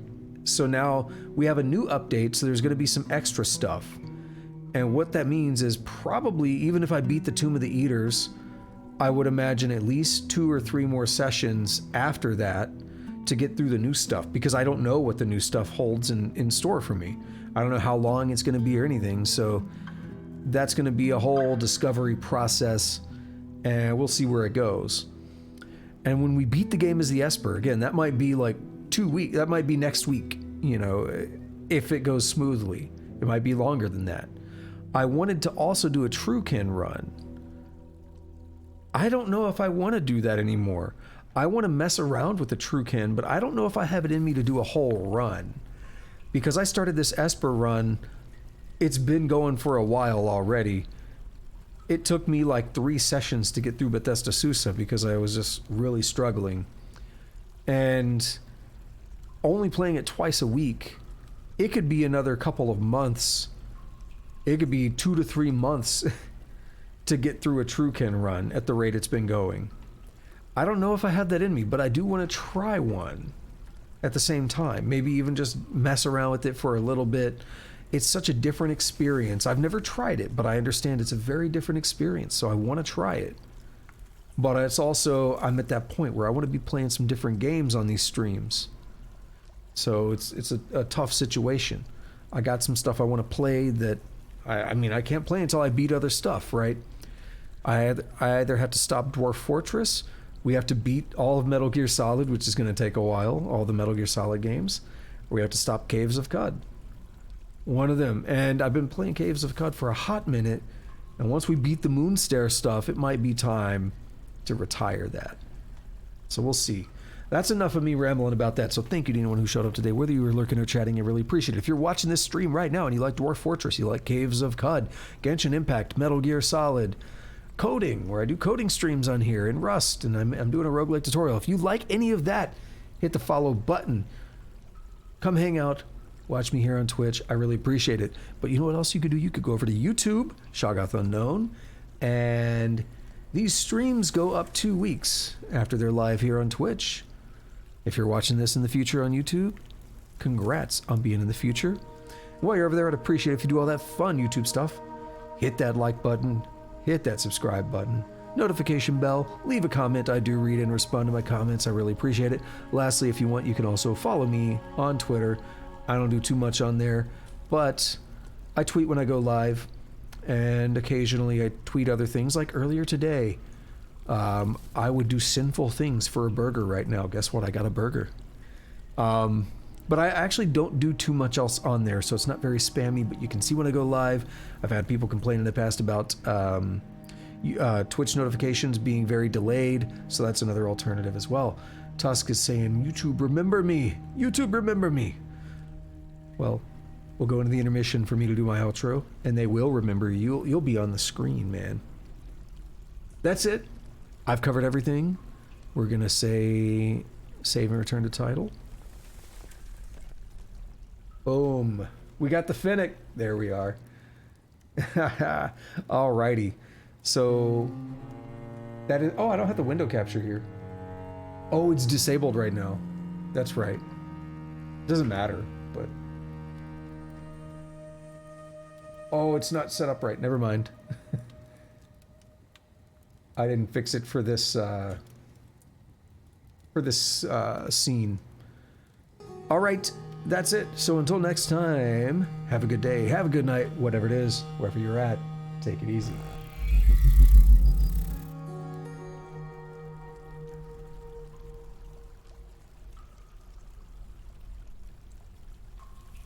We got them other Finnick emotes coming in.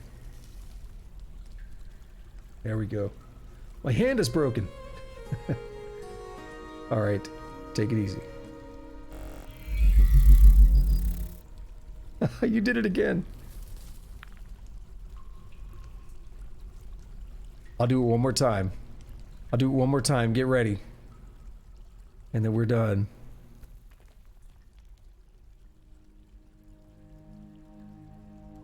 My hand, by the way, I'm holding the mic boom arm. Until next time, have a good day, have a good night, whatever it is, wherever you're at, take it easy. There we go.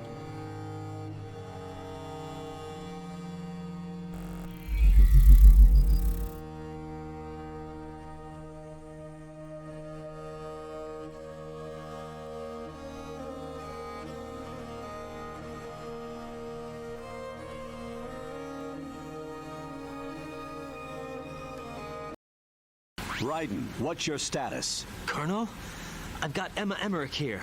We've managed to avoid drowning. Good job. Oh no,